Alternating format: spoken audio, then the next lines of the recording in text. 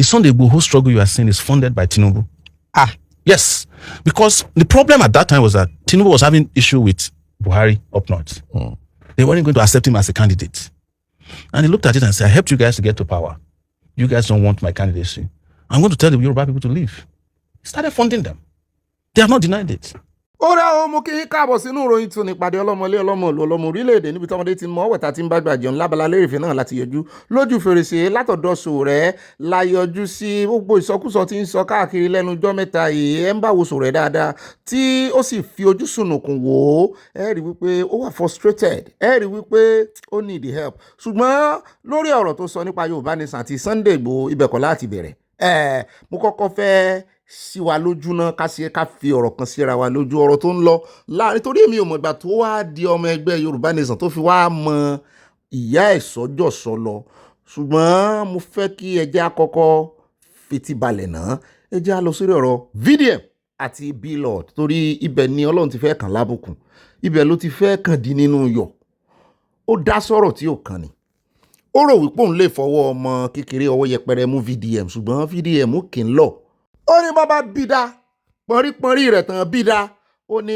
kórè tú Blord lẹ̀ kí ni Blord ṣe ẹjẹ́ á mú lẹ́yọrọ ká tó wá lọ sọ́dọ̀ VDM bó ṣe gbá Ọ̀gbẹ́ni Sowore lóhùn Sowore tó mọ ìyá ẹ̀ sọ́jọ́sọ lọ Sowore ló mọ́ jù òun gangan ó lágídí lóòótọ́ àmọ́ fún lágídí tó ní o ṣùgbọ́n ó ti fi rọ́kùn ọ̀rọ̀ rẹ̀ à ń bọ̀ lórí ọ̀rọ̀ ti Sunday Igboho àti Yoruba Nation tó ní Tinubu ló ń kówó lẹ̀ Tinubu tí ò sọ nǹkan kan nígbà tán mú Sunday Igboho Tinubu tí ò sọ nǹkan kan nígbà tí wọ́n rèé invade ilé Sunday Igboho Tinubu tí ò ṣe bí ẹni tó mọ̀ ó dá ẹjẹ́ àkọ́kọ́ mẹ́nu lé tí Blord ṣe lòdì sí VDM tí ó fi di èrò Kuje prison ìyẹn Blord ìkan nínú àwọn ọmọ Ìgbò tí máa ń janu ó máa ń lòun lówó ó máa ń lòun lọ́lá ó máa ń ní billionaire lòun ń ló wá ṣeré gélé dọ́dọ̀ VDM bíi fracas ní bíi social media tasí ọ bó ṣe bẹ̀rẹ̀ lórí ẹ̀rọ agbágbé nìyẹn aṣojú bẹ́ẹ̀ lọ àṣeyẹ VDM ń dẹni sàdédé ló jáde lọ́jọ́ kan ó lòun ló ní iléeṣẹ́ VDM ń lòun lórúkọ VDM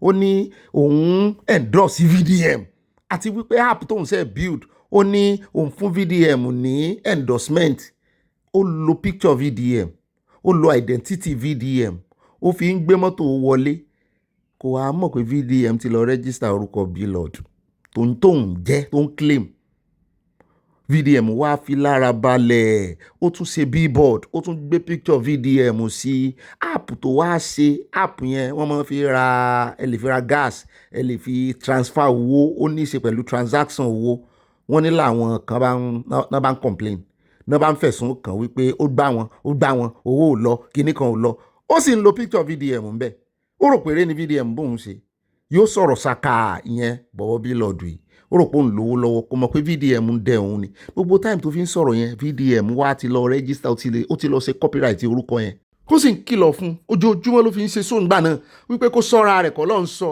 òun náà ló ní brand Ratel tí VDM tó dálẹ̀ ó lòun ló ní ìgbà tí VDM ó rè yẹ̀wò ó rí wípé lóòótọ́ copyright orúkọ rẹ̀ ó copyright ẹ̀ lápá ibì kan ṣùgbọ́n copyright ẹ̀ lápá ibì kan gbogbo eléyìí tó lọ fi ń ṣe transaction tó fi ń ṣe app tó fi ń gbé mọ́tò wọlé import and export kò copyright ẹ̀ débẹ̀ ọ̀tọ̀ níbi tó copyright ẹ̀ dé bí yẹn ṣe lọ copyright gbogbo ibi tí ó other places ó wá jẹ́ wípé ẹyọ kan nínú gbogbo option tó pọ̀ ẹyọ kan ní Blord copyright lọ́rọ̀ kan VDM ló ní Blord àtòrúkọ tí ń jẹ́ ṣé gbogbo mọ́tò tí ń gbé wọlé VDM kọ́kọ́ wọ̀nù ẹ mọ́ ra mọ́tò ìlọ́wọ́ ẹ̀ ó káwọn electric car kan wọ Nàìjíríà ń gbà kan ó kọ Blord sí ìyẹn ni ẹ mọ́ ra lọ́wọ́ ẹ̀ orúkọ òun ni o torí òun register Blord lábẹ́ logistic òun register Blord lábẹ́ banking and finance òun register Blord ó sá register orúkọ yẹn káàkiri ó copyright ẹ̀ ìyẹn ò bá gbọ́ kó gbà ó tún wá lọ lo picture Blord bí yóò ṣe gbé lọ sí kinní nìyẹn 26 days náà ni ó lò ń bẹ ibẹ̀ ló ti ṣe Easter ó ní Sowore wá ń sáré kiri fún ó kọ́kọ́ fẹ́ lo sentiment ó wà sentimental ó wá ń lo emotional blackmail fún VDM kò release ẹ̀ kìnìkan ìyẹn ò dá ló ìyẹn ń wò ìyẹn wá wọ̀nù ẹ̀ wípé ní TV Blord ṣe kó náà lọ ṣe kó lo picture ọ̀hún kó lo nǹkan kan kó fi ṣe brand ẹ̀ bí ò bá ní sẹ́wọ̀n bó ṣe tó yẹn náà ni ó ṣe lulẹ̀ ẹ jẹ́ agbọ́n tí Sowore sọ ká tó wá gbọ́ èsì tí very dark man fún torí ìsọ̀rọ̀ ń gbèsè ká tó wá lọ sórí ọ̀rọ̀ ti bàbá Sunday Igboho tó talù. With regards to sending me to prison, you know, all kinds of people send me to prison all the time. Prison is nothing to me. So if he has the capacity to send me to prison, I'm available anytime. I'm back to Abuja now. But I think that reaction came from a place of guilt, that he realized that he hasn't done well in this particular episode. And the other reactions are just maybe his brand is built on instilling fear in people. And I think that's what you hear from people. Oh, you should be afraid. You should be afraid. But you know, yes, you see, this activism we talk about is not a title. That, in fact, if you see anybody who has a business card that reads activists, run away from the person. Just like I said, it's for us to see that justice is done. And justice in this particular case is that bail should never have been sent to Kuje prison. The essence of bail is to be able to present the person back to undergo his trial. It's to ensure that the person doesn't run away. And I heard that he told the judge that he has a house in Abuja. Please, let me go. He didn't take it serious at first, but they had a plan for him. That's what is painful for me. The Nigeria police and the prosecutor for the Nigeria police, they had it planned out because they do it to me. That's why they made sure that his arraignment was done very close to a public holiday. Gbogbo ohun tí Sowore tó ń sọ bẹ́ẹ̀ náà àtótónu ti ń ṣe òun àti bílọ̀dù wọn èmi ò rí kán ta síra wọn rí o bílọ̀dù ò gbèjà rẹ̀ rí o bílọ̀dù ò dá sí revolution rẹ̀ rí o àfìgbà tí bóyá ìgbà tí Sowore ń dá sí ọ̀rọ̀ Kanu bílọ̀dù ò sì fìgbà kan gbèsè Kanu lẹ́yìn republicly so òun ló wá mi tó fa ti Sowore yìí bóyá bísínẹ́sì ni bóyá ó ti lọ bá bílọ̀dù sọ̀rọ̀ wípé lọ́ọ̀yà àwọn ò wá gbà á lẹ̀ ní o bóyá kò sálejọ́fẹ̀ẹ́ ṣùgbọ́n ẹja gbọ́n tí vedak máa fi dá lóhùn wípé bàbá bí òun gan da kórè ṣe ti bílọ̀dù ṣe bí ò bá ní sẹ́wọ̀n òun lẹ gbọ́ tí Sowore fi ń sọ wípé tó bá máa rùn lẹ́wọ̀n pé tó bá ní capacity ẹ̀ kò wá rùn lẹ́wọ̀n ó ló jẹ̀bi ó ní guilty conscience ló ń ṣe ta ló ìwọ gan kí ló pọ̀ nù ọ̀rọ̀ lọ́rọ̀ ẹ wo ohun tí Sowore ń jà fún tí mo fẹ́ fàyọ rèé wà ń bọ̀ lórí ọ̀rọ̀ tí bàbá Sunday Igboho ẹ wo ohun tí Sowore ń jà fún bí yìí o èèyàn lórúkọ olórúkọ ó fẹ́ kó bá very dark man ó ń lo picture ẹ̀ ó ń lojú ẹ̀ lórí ó dẹ̀ endorse ẹ̀ ó dẹ̀ ń sọ fáwọn èèyàn tó ń tajà fún wípé ó ti endorse ẹ̀ pé brand ambassador ẹni ó dẹ̀ endorse ẹ̀ ó lè kó ẹ̀rí jáde wípé iye báyìí ló san fún gẹ́gẹ́ bí brand ambassador ó tún sọ pé wọ́n ló ní ratel abẹ́ bílọ̀dù ní ratel wà tán bá wá lọ fi dáràn ọmọ Yíbò ìtọ́wọ́ wọn ò mọ̀ ṣé Sowore máa dá sí ń gbà náà ẹ jẹ́ àgbọn tí very dark man fi dá lóhùn ká wá lọ sórí ọ̀rọ̀ tí bàbá Sunday Igboho tó gbẹnu sí tí ò kàn ó máa kàn dínú yọ̀ ṣé ẹ sì rí ẹyin ní Sowore ó tún wá jẹ́yìn agric àpáta ní Sunday Igboho ẹ bá ń parí ẹ àtẹ̀yìn àtàpátá èyí tó bá forí sọra wọn náà méjèèjì ẹyin ni ó pòfo ẹyin ni ó ròfo. You, Omoyele Sowore, I swear to God, if they burn you well, as Omoyele Sowore, do the same thing when Billboard do. Go and use my picture on a billboard or use my picture to promote things without getting approval from me. You, Omoyele Sowore, I will send you to prison. If they burn you well, Omoyele Sowore, if they burn you well, do what you do. You go learn new thing.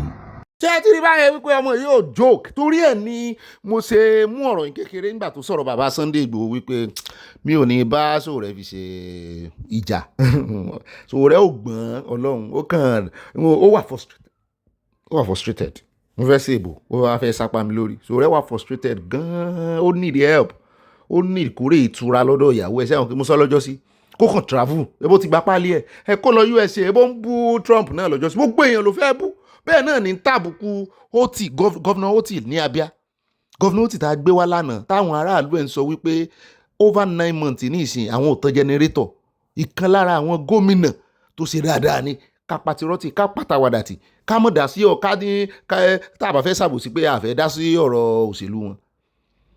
bọ̀bọ̀ yẹn try ó dẹ̀ ń sọ pé torí pé o ti mọ̀ tẹ́lẹ̀ òun fojú àná wò kú ó ní o ti sùn lọ́dọ̀ rẹ̀ rí ìmọ̀ jí ọlá aago 4 ó mọ̀ bí ọ̀pọ̀ bọ́ ń kọ́ kìíní ẹ̀ ńgbà tọ́lọ́run ti wá gbéga jù ọ lọ ebi ìdí fìtì náà ní ìwọ̀ dúró sí ìdí mọ̀nàfíkì náà ló dúró sí ó ò lè grow ju àwọn tó ń ṣe mọ̀nàfíkì rẹ̀ wọ́n lọ ó ò lè grow tẹ́nu rẹ̀ bá ń dùn tẹ́rí tí ń sọ̀rọ̀ ẹ̀ ó máa ń lè fúrù tètè mọ́lódó dẹ ìmọ̀ ń ṣe ṣé ẹ rí ti Sowore gan pọ̀ ó ní lọ́wọ́ díẹ̀ n tó wá mú ọ wá máa gbèsè ẹ̀yìn àṣírí dẹ̀ máa tú a máa mọ̀ bó yóò fi ọ̀rọ̀ ṣe business ni n tó mú ọ wá máa gbèsè ẹ̀yìn ẹni tó fẹ́ tẹ́ ẹ mọ̀ wọ́n ẹ mọ ìran wọn wípé àwọn eléyìí ojú kòkòrò owó wọ́n máa scam ni kí n là mọ́lẹ̀ ó wá fẹ́ ó wá lo identity theft criminal kìíní ni o. Sowore wá jáde bí adájọ́ kó túlẹ̀ jọ kó túlẹ̀ òun máa pé lọ́ọ̀yà òun pé lọ́ọ̀yà rẹ̀ wá lọ́ọ̀yà rẹ̀ gan ò dá sí bọ̀bọ̀ kúkúrú yẹn kò dá sí. Ó wá ń gbẹ́nu burúkú ẹjẹ́ àkọ́kọ́ gbọ́n tó sọ nípa Sunday Igboho mo fẹ́ ja ìró ẹ̀ gan-an. So Buhari, being who he is, came and tried to kill Sunday Igboho without informing the governor of Oyo State. They brought a special force or special forces from Abuja to come and kill Sunday Igboho. So ṣé ẹjọ́ irọ́ àkọ́kọ́ mo fẹ́ ja irọ́ yẹn àmọ́ já àní fi lára balẹ̀ torí wọ́n ní bí rọ́bà lọ lógún ọdún sàn kan náà ni òótọ́ ó bá àní gbà kí irọ́ rẹ̀ lọ fógún ọdún mọ́. Ó ní Buhari fẹ́ wá pa Sunday Igboho, yes. Ó ní kò wá ìnfọ́ọ̀mù Ṣèyí Mákindé tó jẹ́ gọ́vnọ̀ lọ́yọ̀ọ́. Ẹ gbọ́ bóòlù ṣe fẹ́ wá pààyàn tó wà ìnfọ́ọ̀mù gọ́vnọ̀ pé ó ń bọ̀ wá pààyàn sí Ọlọ́run, ṣé wọ́n máa ń ìnfọ́ọ̀mù èèyàn bẹ́ẹ̀? Ẹ kàn bá ń ro bẹ́ẹ̀ ni o, ẹ bá ń ro àròjinlẹ̀ lórí ọ̀rọ̀. Wọ́n máa ń ìnfọ́ọ̀mù èèyàn pé mo ń bọ̀ wá pa bọ̀bọ̀ Sunday Igboho yẹn o. So wọ́n expect kí Buhari ìnfọ́ọ̀mù. Ibo ló ti rí story gan-an? Ẹ jẹ́ á tẹ̀síwájú. Sunday Igboho was in that house that day, but he was hiding. Before they came back, he had jumped the fence. Even when he was in Benin Republic, he had injuries that they were hiding from you. And he left that night. He left Nigeria that night. They wanted to kill him so that Tinubu will know that they are not playing. That's what happened. So Tinubu had to retreat because it was based on their own security intelligence that Tinubu was behind them. But they had already achieved what he wanted to achieve, which was to scare the Buhari people to know that he has the capacity to disrupt the country. And you know, an average Northerner, with due respect to them, their issue is unity. If you want to appeal to the North, just say that unity, no wahala. Now ẹ jẹ́ wá yọ̀bẹ tí ọ̀rọ̀ Sowore níbi tó ti parọ́. Ó ní Tinubu ló ń lo Yoruba Nation, ó ń lo Sunday Igboho. So ìtumọ̀ ẹ̀ ni pé ó ń fọ́ǹdì Yoruba Nation, right? Ẹni tó ń kówó léèyàn lórí. So ti yẹn bá ń kówó lé Sunday Igboho lórí, ó ń kówó lé Yoruba Nation lórí. So gbogbo ìjàngbara gbogbo ariwo tí Sunday Igboho ń pa, ó ń pa láti dẹ́rùbà àwọn Fúlàní láti fi sọ fún Buhari kó pàrokò sí olóògbé Buhari pé òun lè da Nàìjíríà rú. Ó lóun ló ń fọ́ǹdì ẹ̀. Alákọ̀ọ́kọ́ ìbéèrè tí mo ní fún Sowore ni wípé bó bá fọ́ǹdì ẹ̀ ńkọ́, tó bá fọ́ǹdì Yoruba Nation ńkọ́, ebi Yorùbá ní Tinubu, ebi kan ló ń fọ́ǹdì Boko Haram. Ǹjẹ́ Sowore ṣe báyìí ran iṣan mọ́ àwọn tó ń fọ́ǹdì Boko Haram? Àti pé kí ló dá Sowore dúró látijọ́ yìí tí ò sọ̀rọ̀ yìí tí ò sọ síta, tí wọn náà sì mọ̀ pé Tinubu ló ń fọ́ǹdì ẹ̀ o, tí wọ́n wá mú àwọn ọmọ Yorùbá Nation kan lẹ́yìn ìgbà náà tán mú wọn kó wọn, àwọn DSS kó wọn, ìwọ ló wá léwájú ló fẹ́ lọ gbọ̀n lẹ̀. A jẹ́ pé wọ́n náà wọ́n ń fọ́ǹdì wọ́n náà ni. Torí ká ní Sowore ti mọ̀ nígbà náà, ká ló lóye nígbà náà lóòótọ́. Gbogbo sórí tó ń sọ bí ẹni pé òun ni orator, òun ni ó design ẹ̀, òun gangan ni producer rẹ̀ tí ń parọ́ fáwọn èèyàn. Ṣé mọ̀ pé yóò ti sọ tipẹ́? Ṣé mọ̀ wípé pẹ̀lú ìkórìíra tó ní sí Tinubu kò ní lọ gbọ́n àwọn ọmọ Yorùbá Nation lẹ̀, kò ní lọ léwájú? Ó mì pé wọ́n náà ó faramọ́ tí Tinubu ń ṣe ló ṣe rèé gbèjà àwọn ọmọ Yorùbá Nation gbà náà. Gẹ́gẹ́ bó ṣe sọ o, a sì dúpẹ́ agbọ́ lẹ́nu Koiki Media, kì í sóun ló kówó lẹ̀ o, ó kàn rèé fi gbá front ni o, kàn rèé dákọ̀ rẹ̀ ń bẹ̀ nítorí irú ọjọ́ òní. Sowore ẹ mọ̀ kí nìyẹn ṣe, yóò kàn rọra fẹnu sí nǹkan, yóò kàn rọra dá sí i. Ó lè fi dá wàhálà alẹ́ gan kó má yẹ pé òun kọ́ ni yóò yanjú wàhálà yẹn, ṣùgbọ́n yóò wà mọ́ fi gba glory lọ́jọ́ iwájú. Tó bá jẹ́ wípé Tinubu ń kówó lẹ̀ lóòótọ́, só yẹ kí Tinubu wá yẹ̀bà, só yẹ kó yẹra. Ṣé bí n tó fẹ́ achieve náà ni pé a lè dá wàhálà alẹ́? Mi yíyẹ̀bà tó wá yẹ̀bà yẹn, sóun ló mú kí ìyẹn ló fi wá dá ẹ̀rù lẹ̀ sára Buhari àtàwọn kìnnì, só dá ẹ̀rù lẹ̀ sára wọn? Ṣé ó dá ẹ̀rù lẹ̀ sára fún wọn? Ṣé ń dá ẹ̀rù lẹ̀ sára èèyàn bẹ́ẹ̀ nìyẹn? Àbí tó bá jẹ́ pé èèyàn fẹ́ fọ́ǹdì èèyàn lóòótọ́, tó fẹ́ ṣe, tó fẹ́ dẹ́rù bà àwọn èèyàn, yóò kúkú dúró tán ni tí ó sọ wípé Sunday Igboho gbọ́dọ̀ sá lọ anywhere, tó máa ní kí gbogbo Yorùbá yarí. Yes, Tinubu máa ní kí kò ní fẹ́ kó wọ ẹ̀rùn, ó wá ní ó yẹ̀bà kí yà jẹ́ Sunday Igboho tó kówó lé lórí tó yẹn. Sowore onírọ́ ni ọ́, irọ́ rẹ̀ yìí ẹni òpùrọ́ ìkànnì ṣẹ̀jẹ̀ ni. Ṣé ẹ rí kókó kan tí àyà wa dìmú ni pé ọ̀gá mi nínú gbogbo ọ̀rọ̀ tẹ wá sọ yìí, ẹ mọ̀ wulẹ̀ làágùn jìnnà mọ́, ilé ìtẹ́ ti sọ yẹn wípé ká ní Sowore mọ̀ wípé Tinubu ló ń fọ́ǹdì Yorùbá Nation, yóò ti tú àṣírí tipẹ́tipẹ́, kò sì ní í lọ gba wájú, kò ní í lọ sọ pé òun fẹ́ mú lọ́ọ̀yà lọ mọ́ jà fún ọmọ tán mú nígbà tó mọ̀ pé Sunday Igboho ti sá lọ. Ṣé ẹ wá rí gbogbo sórí tí ń sọ yìí náà? àwọn ọ̀dàlẹ̀ ni àwọn ọ̀dàlẹ̀ kan tó súnmọ́ bàbá wa àwọn náà lọ ń fún version story òun náà lè fi tiẹ̀ kún o. àwọn tí wọ́n wá ń sọ story ìfúnlẹ̀ gọ̀ wọn náà gbọ́n torí ká ní lóòótọ́ ni ní kété tí Olódòdé gorí oyè kò yẹ kó pé 24 hours tágbára dọ́wọ́ ẹ̀ kò yẹ kó pé 24 hours yóò fi tú Sunday Igboho lẹ̀ ṣùgbọ́n àwọn kan wọ́n wà myopic wọ́n ń ronú jinlẹ̀ wọ́n kàn mọ́ ẹjẹ́ àgbẹ̀ fún Sowore o Sowore lágídí tiẹ̀ o ó sì wọ́n wọ́ọ̀kì fún ṣùgbọ́n Sowore worst ju àwọn politician yìí lọ wà láìtàláì Sowore tẹ̀ ń wò yìí he is a green snake under the green grass ẹ má bínú o inú Abala Lerefe òun lọ tó bá dùn gan-an la máa treat òun nìkan ó tó bẹ́ẹ̀ ojú bẹ́ẹ̀ lọ ṣùgbọ́n wọn ó já mi lórí ẹ̀ láìpẹ́ yìí ẹ mọ̀ sí ẹ mọ̀ wò ó ní alẹ́ yìí látàlẹ́ yìí lọ yìí ẹ rí àwọn asọ̀mọ̀gbé rẹ̀ àwọn akígbémọ́rù rẹ̀ lórí ẹ̀rọ agbágbé n ò ní dákọ̀ wọn ọmọbìnrin kan tẹ́ mọ̀ bí ẹni mo sì fẹ́ràn rẹ̀ ṣùgbọ́n Sowore ní ń bá ṣe kíní kiri àtẹlẹ́ tí ń pe tí tó lòún joyè ṣé máyégún àbẹ̀ ayé tí ò gùn fún òun náà ó tìrìtì ẹ̀ wọ́n tún parọ́ jọ mọ́ irọ́ àwọn kan náà tó jẹ́ wípé wọ́n ti wà àwọn hardened mo lè pè wọ́n ní hardened lie for àwọn tó máa ń kóró jẹ ìbò mi ò correct ẹ ṣáà tí wọ́n tí mò ń sọ àwọn náà ti wà hardened nínú kán máa tarọ́ fún wọn kán máa rarọ́ àwọn lie buyers àwọn cheapers ẹ ṣáà manage mi pẹ̀lú òyìnbó tí mò ń sọ àgbébò ń bí wọ́n cheap gan nítorí irọ́ wọn náà cheap ẹ ń bá lárò jinlẹ̀ àrò ogbon tí mo sọ yìí wípé wọ́n wà máa kó léèyàn mo tún wá dórí oyè tán tí mo sì fẹ́ fi achieve náà nìyẹn mo wá dórí oyè tán mi ò wà ní pé padà pé wá yóò wà gbà mí lọ́dún mẹ́ta wọ́n bá bẹ́ẹ̀ wọ́n sì fẹ́ kí Sunday Igboho lómìnira lọ́pọ̀lọpọ̀ wọn òkè ó fọ́ǹdì ẹ̀ àwọn tí ń fọ́ǹdì Boko Haram nǹkan nílẹ̀ Yorùbá ní gbogbo Nàìjíríà Yorùbá nìkan ni ò dá Nàìjíríà rù so tí Tinubu bá wá tó jẹ́ pé ó ń kówó lé Yorùbá nìsan ó ṣe dáadáa afaramọ́ kò sá fọ́ǹdì agbésùmọ̀mí kò fọ́ǹdì bandit ó fọ́ǹdì Yorùbá nìsan ó fọ́ǹdì Sunday Igboho ìwọ náà rè wáyàn kan fọ́ǹdì ṣé ẹ wá rò pé irú ilé ìfẹ́ yóò làlùyọ nínú bóun fẹ́ di olórí orílẹ̀-èdè pẹ̀lú gbogbo àtàmọ́ irọ́ tí ò jọra wọn ẹni kó mẹ́rin ẹ̀ jáde pé Tinubu ń fọ́ǹdì Yorùbá nìsan ẹ kàn bí ní ẹ̀rí ebó ni mo béèrè ẹ̀rí fact ẹ bí ní ẹ̀rí pé kó receipt ni ó sì láṣìírí lọ́wọ́ dáadáa a challenge ẹ Sowore provide receipt kan provide ẹ níbi tá ti ń fọ́ǹdì ara wọn aláòbí mọ̀ ní onímọ̀nà fíkì lọ́mọ yìí Ọlọ́run.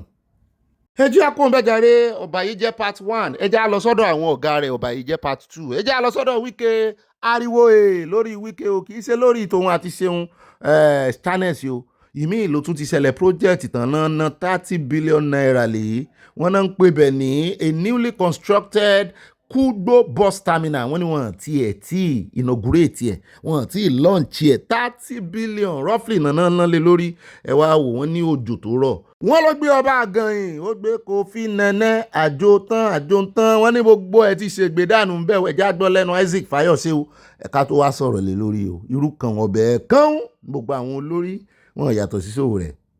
My people, see billions of dollars bus terminal, almost 30 billion naira. That in dollars is about $20 million bus terminal. They haven't commissioned it. Rain don't pull them. Watch.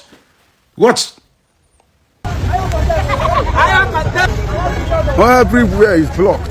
It's destroyed. If passengers were here traveling, imagine what would have happened to them. It blew it onto the highway on the way to Asokoro. Everywhere is destroyed. This is Kugbo bus terminal built by Wike. One rainfall, everything is destroyed. If it was going, or if passengers were in these premises, imagine what would have happened to them. So this is crazy, man. Billions of naira bus terminal. Boom. No transparency, no nothing. Even bidding. How many people bidded for this job? See, they haven't even commissioned this terminal. Wind don't carry and go. They see, and we cannot talk. See, one rain. They never commissioned them. One rain. Last month, I was there campaigning, shouting. Say, this thing now fake, now fake. Now no listen to me. See, one rain. You don't go. You are supposed to law. Your money don't go. Okay? God, oh, this is Kugo bus terminal. Oh my God. Oh my God. Something that I have not done inauguration yet.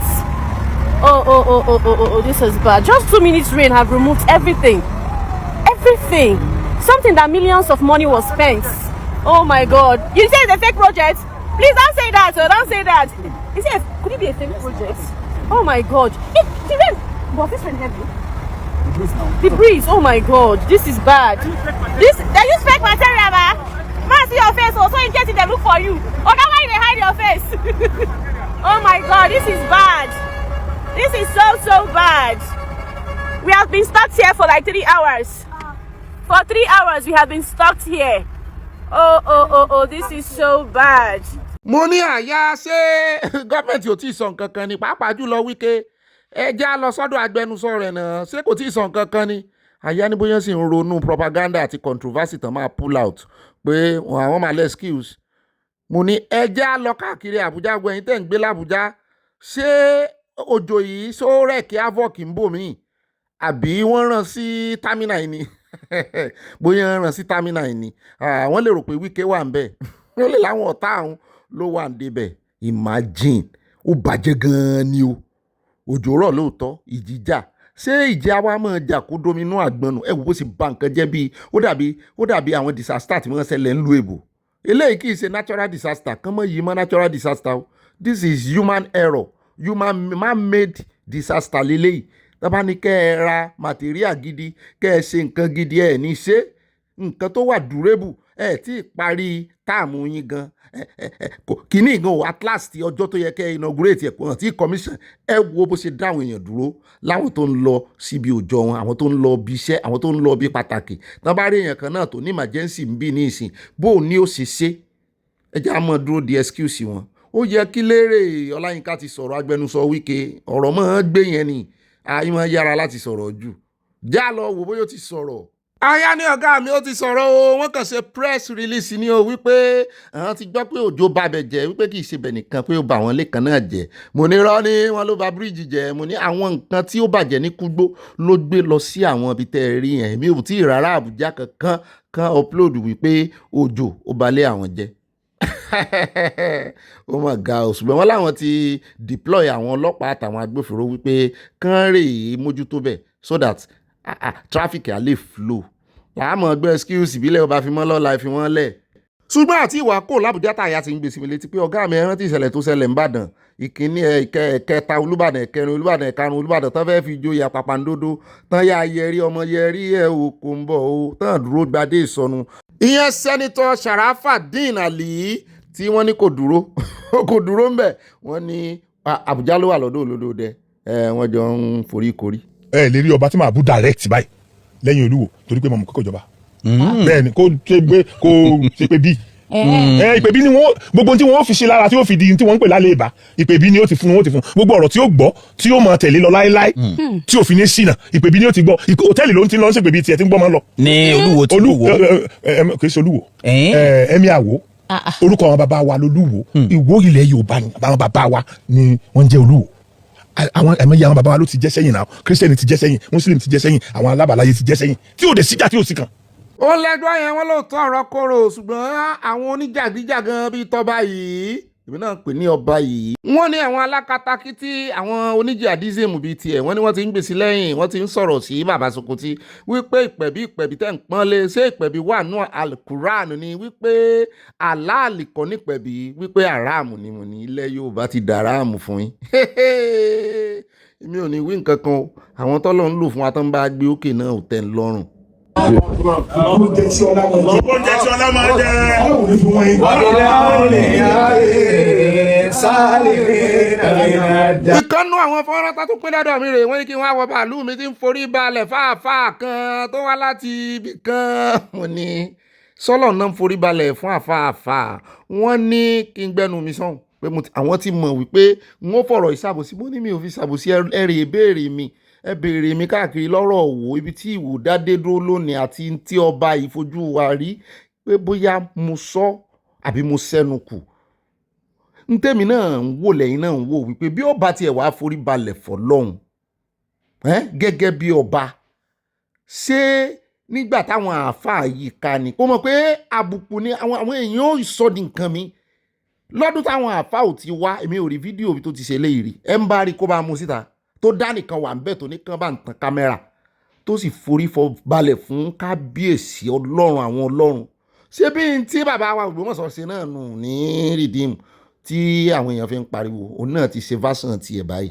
a wàá padà sórí ọ̀rọ̀ ẹ̀sìn náà ni nítorí kìrìsìtẹ́nì náà ń ṣe tiẹ̀ mùsùlùmí náà ń ṣe tiẹ̀ wọ́n wá da lórúkọ mọ́ sápàtà lórí ẹ̀sìn wa kò sẹ́ni tó ní ká má forí balẹ̀ fọlọ́hún ṣùgbọ́n wọ́n fi ń ṣe ṣóò wọ́n ga kámẹ́rà wọ́n tún fi tàbùkù ìṣẹ̀ṣe nítorí wípé èmi ò ríbi tí àwọn babaláwo tán ti lọ kí olúwo rí tó forí balẹ̀ fọlọ́hún tó bá gbà pé ọlọ́hun kan náà gbogbo wa ń sìn.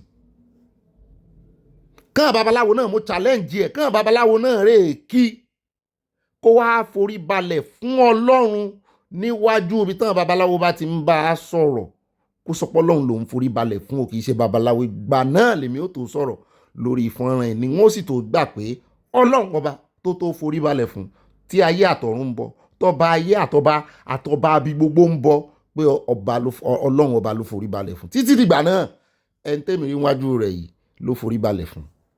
bẹ́ẹ̀ náà ni wọ́n sì ti ń gbé káàkiri wọ́n ní àáfàá ni bàbá ọba ṣùgbọ́n olúwo gan fẹ́nu ara rẹ̀ sọ lòun ni bàbá àtàáfàá àti babaláwo àti pásítọ̀ ó lòun gangan ni bàbá wọn ṣùgbọ́n wọ́n ti ń bá a gbé kiri ní ìsìn wípé àáfàá ni bàbá ọba ó ti.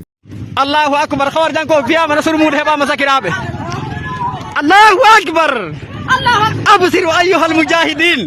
ó dá o mo sọ fún yín pé Allahu Akbar ti pé méjì àwọn kan ń lò dáadáa àwọn alálàáfíà àwọn kan ń lò wọ́n fi ń para wọn wọ́n fi ń pa àwọn èèyàn òun ló dífá fún ìṣẹ̀lẹ̀ kan tó ṣẹlẹ̀ ní agbègbè Kẹ́bí ní Kẹ́bí ń bí ni níbi tá a ti gbọ́ local government kan tó ń pè ní Ṣàngá local government ibẹ̀ láti gbọ́ tán sọ wípé àwọn faction méjì nínú àwọn ẹgbẹ́ agbésùnmọ̀mí wọ́n kọlura wọn nítorí pé wọ́n ń jà sí owó kí náà máa ń pè ní èdè wọn ní Haúsá náà ó lédè kan náà tán máa ń pè ní Arab ẹja pè ní ṣàkà irọ́ ṣàkà kọ́ nígbà téèyàn bá ń gba owó orí wọ́n ní àwọn faction JNIM mi ò tí ẹ mọ̀ kan ti dé Nàìjíríà torí wọ́n ní kíní ọ̀dọ̀ Taore ní Burkina Faso náà sodo sí ṣùgbọ́n wọ́n ní ó ń jọ bí ẹni pé àwọn náà fẹ́ wá wọ́n ti gbọ́ pé wọ́n rí nǹkan ńlá Nàìjíríà náà fẹ́ wá wọ́n lé àwọn náà kan àwọn ẹgbẹ́ Lákúráwá lẹ́sẹ̀ ògbèjì tán ní ibo lókùn tán máa gbà náà wá bẹ̀rẹ̀ sí í kọlura wọn wọ́n ní wọ́n para wọn ò nínú ẹ̀ náà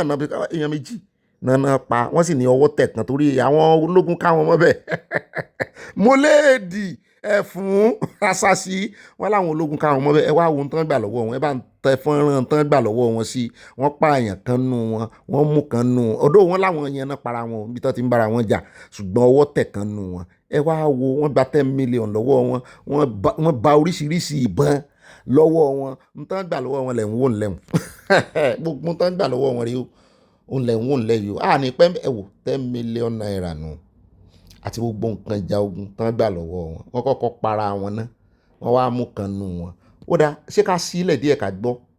muɗum sappo muɗum e jeegom dow hawdi du ñande alal alhamdulillahi hawarji en kawrama goto mabɓe timama woɗi du goto mabɓe dahama e gasa alhamdulillah koɓe kemra du anni ɓe kemrama mana kilasiji tati anno jirto nondude kasanuji majji secour kasanuji jeetati e gasa alhamdulillah wondude e juubaji ɗiɗi wondude jonka e guineji mabɓe goɗɗum wona banggal tirfi tati anno jirto nde tarkour wotour ó dáa o ìròyìn tá fún yín lánàá ẹjọ́ ẹmọbìnrin ẹjẹ ń jálù àyà ti ń fún mi ní update a ti ń rí ẹ̀rí báyìí a ti rí picture ìkan lára àwọn kingpin tí àwọn ológun pa aná pa tó 60 ní Zamfara ẹ wá orí ẹ̀ nù abúlé ẹ̀ ni o torí wọ́n gé orí sọ́tọ̀ wọ́n gé apá sọ́tọ̀ mi ò mẹ́ni tó gé o ṣùgbọ́n lára àwọn ọ̀gá àwọn bandit yẹn rí wọ́n náà sí wọ́n báṣubàṣu wọ́n sì ní wọ́n pa bíi 8 nínú àwọn ọ̀gá wọn wọ́n ní kan wá ẹ̀bùn àǹbẹ̀tàn ń pè ní alérò wọ́n náà pa ọmọ rẹ̀ 3 nínú gbogbo wọn níbi tán kóra wọn jọ sí bẹ́ẹ̀ náà ni mo rí ibìkan tán ti ń dáná sun àyà kò sí fídíò ẹ̀ ni inú mi dùn pẹ̀lú gbogbo ilé ó kàn jẹ́ wípé ká máa gbọ́ wípé wọ́n wíìnì lónìí àwọn yẹn tún wíìnì wọn lọ́la káwọn ológun tún wíìnì lọ́túnla káwọn yẹn tún padà wà wíìnì níjọ́ mẹ́rin yẹn nìkan ni máa dùn mí ká máa gbọ́ pé ológun kàn wíìnì la fẹ́. òun ló wá dífá arákùnrin tẹ̀ ń wé àti ìkófá ńlẹ̀ tí fá ti ń ṣe o níbi tí àwọn wèrè ti kọlu ra wọn tí ọwọ́ ti ba méjì nù ẹyọ kan nù wọn tí kan kú ibẹ̀ náà làwọn Lákúráwá yẹn torí wọ́n láwọn náà fẹ́ àwọn náà milẹ̀ títí ń bẹ̀. The same Shanga local government ní Kebbi ibẹ̀ lárakùnrin fi hàn wá ó náà dáná sun gbogbo lẹ́ńbẹ̀ ni ó nítorí wọ́n padà wá retaliate. Ó tún wá sọ ó ní gbogbo ọ̀nà tó yẹ káwọn èèyàn gbà sálọ ó ní wọ́n dibẹ̀ ó wà náwó sọ̀kan. Kasa ga amma ka kalli gari na wanga duhur ka gani lakurawa na tun kare shi da bari an taka su sai kare takwas suka shigo gari yanzu ga canji ba ka gani hayakin ga gari na kace da wuta wallahi mai muku jara ku ji tsoron Allah kan mu ce muku ni dai mu kalle ku wallahi Allah ya san ba ta barin ku kalli gari na jama'a ga mu mun zo gona kalli to ga mu mun rage kewaye mu wannan bala'i nan gabu muna da mu ce goma mun ga kamar mu ce ina ban mu a ciki ka kalli jama'a di bayaki sun kunna harkon gari sun koma tsakiyar gari sun koma iyakar gari sun kunna duka gari yanzu kalli wanga da gari na Mọ́mí Adébáyọ̀ gbogbo ẹ̀yin tẹ́ ẹ gbé Haúsá Olúṣọlá Adébáyọ̀ mú mí sí yín o àròwọ́ inú comment section lẹ́nujọ́ mẹ́ta gbogbo ẹ̀yin tẹ́ ẹ gbé Haúsá pátápátá ṣé ní tí mo sọ ló sọ ó dẹ̀ ẹja tẹ̀wájú ẹja wá dé Katsina níbi tá a ti gbọ́ tán sọ wípé àwọn agbésùnmọ̀mí náà ló tún ya lu ìkànnà àwọn fíléèjì wọn ń bẹ̀ mọ́ ní à wọ́n mú létí Buhari olóògbé Buhari ọmọ rẹ̀ sì wà fẹ́ padà òun náà fẹ́ ṣe òṣèlú bẹ́ẹ̀ fẹ́ lọ ilé ìgbìmọ̀ asòfin ṣé yóò lè ràn yín lọ́wọ́ sí local government rẹ̀ rè wọ́n ní jurisdiction tẹ́ ń wò yìí wọ́n ní 700 cows náà béèrè lọ́wọ́ wọn làwọn yẹn wá níbo làwọn ó ti rí màálù 107 wọn ní náà bá fẹsẹ̀ fẹ́ náà bẹ́sẹ̀ wọn sọ̀rọ̀ wọ́n lérò ti tán lu o.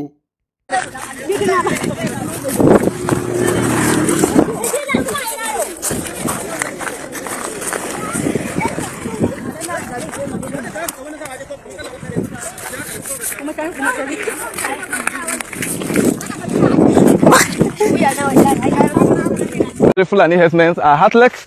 They don't know your religion. All what they know, the language they understand is kill.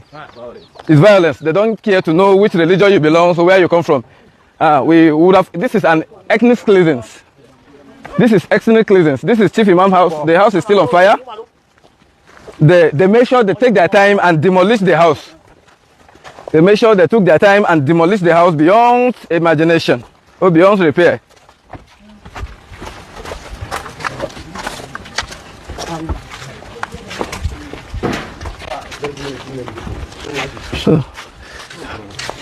So this is the house of the chief imam. Tẹ́ ń gbọ́ middle belt tí ń gbogbo bí yóò Nasarawa wọ́n ní ilé chief imam nìyẹn o wọ́n ń fọwọ́ kan tọ́ra àwọn kan ti ń palariwo síbẹ̀ ni wọ́n fọwọ́ kan mùsùlùmí ni wọ́n fọwọ́ kan mùsùlùmí náà àwọn moderate mùsùlùmí alálàáfíà náà ń fọwọ́ kan tó sì jẹ́ wípé àárín àwọn ibi tí àwọn kìrìsìtẹ́nì wà territory àwọn kìrìsìtẹ́nì náà ń lọ torí ohun tí wọ́n ń kàyéfì pé bóò ni mùsùlùmí ó ṣe máa bá kìrìsìtẹ́nì gbé lálàáfíà kírù kí leléyìí ọmọ anífowó ṣe. Anyway, inú ìròyìn lónìí à ń gbé pásítọ̀ kan bọ̀ ó ti yarí pátápátá ó náà fẹ́ dá militant ilẹ̀ pásítọ̀ Nàìjíríà ni ó náà fẹ́ dá Christian Militant ilẹ̀ làwọn èèyàn wọ́n bá pariwo pé mọ́mọ́ jẹ́ kí DSS mú ọ olóhùn ṣàlàyé fún wa. Bá a bá dénú àkójọpọ̀ ròyìn lónìí ibẹ̀ náà láti gbé ọmọ Buhari wá ọmọ kan ṣoṣo ọkùnrin tó bí olóhùn náà ti join òṣèlú òun fẹ́ lọ fún House of Rep á fún yín ní ẹ̀kúnrẹ́rẹ́ ìròyìn. Bẹ́ẹ̀ náà láfi tó yín létí ibi tí ọ̀rọ̀ dádé dúró lórí ọ̀rọ̀ Iran Amẹ́ríkà àti Israel àti ẹ̀gbọ́n wọn ní gbogbo ibi tí location tí Amẹ́ríkà láwọn máa ju àdó olóró sí lálẹ́ yìí torí ultimatum tán fún wọn ní ultimate ó ti dópin lónìí wọ́n ní Iran ti pa láṣẹ fún gbogbo àwọn ọmọ ìlú pé kán rè yí bẹ́ẹ̀ka. nídìí èyí wọ́n ní Amẹ́ríkà ò ní lè ju àdó olóró síbẹ̀ tán bá ti rí àwọn civilian àyà ti rí fídíò yẹn o Sambisa-lẹ̀ ń wò yìí o wọ́n dábí ọdún wọn rọ̀ bí òwe wọ́n ní gbogbo hot tí wọ́n bẹ̀ torí wọ́n ní wọn dúró márosẹ̀ ni wọ́n ní wọ́n lé wọn lérè wọ inú Sambisa ni àwọn yẹn náà wá ń sún wọnú wọ́n ní wọn fún ọ láàyè mọ́ rárá ẹ jẹ́ kí àwọn ọmọ iléeṣẹ́ ológun.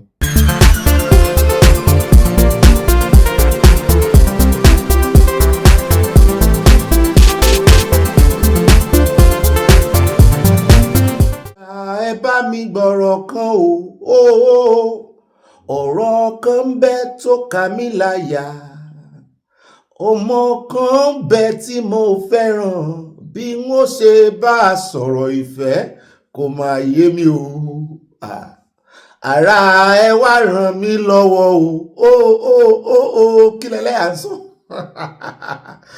n kò rírú eléyìí rí o n kò rírú ìfẹ́ yìí rí o ọmọ tó níwà tó sì lẹ́wà mo fẹ́ mọ̀ lé rẹ ò kí n máa bá ẹ lọ jọ̀wọ́ mo fẹ́ mọ̀ àwọn òbí rẹ ò bèbí mi yé jọ̀wọ́ mo fẹ́ mọ̀ àwọn ọ̀rẹ́ rẹ ò ọmọ tó níwà tútù yìí o mo fẹ́ mọ̀ lé rẹ o kí n máa bá ẹ lọ bèbí jẹ́ máa bá ẹ lọ ọ̀ní mi jẹ́ kí n máa bá ẹ lọ olólùfẹ́ jẹ́ máa bá ẹ lọ.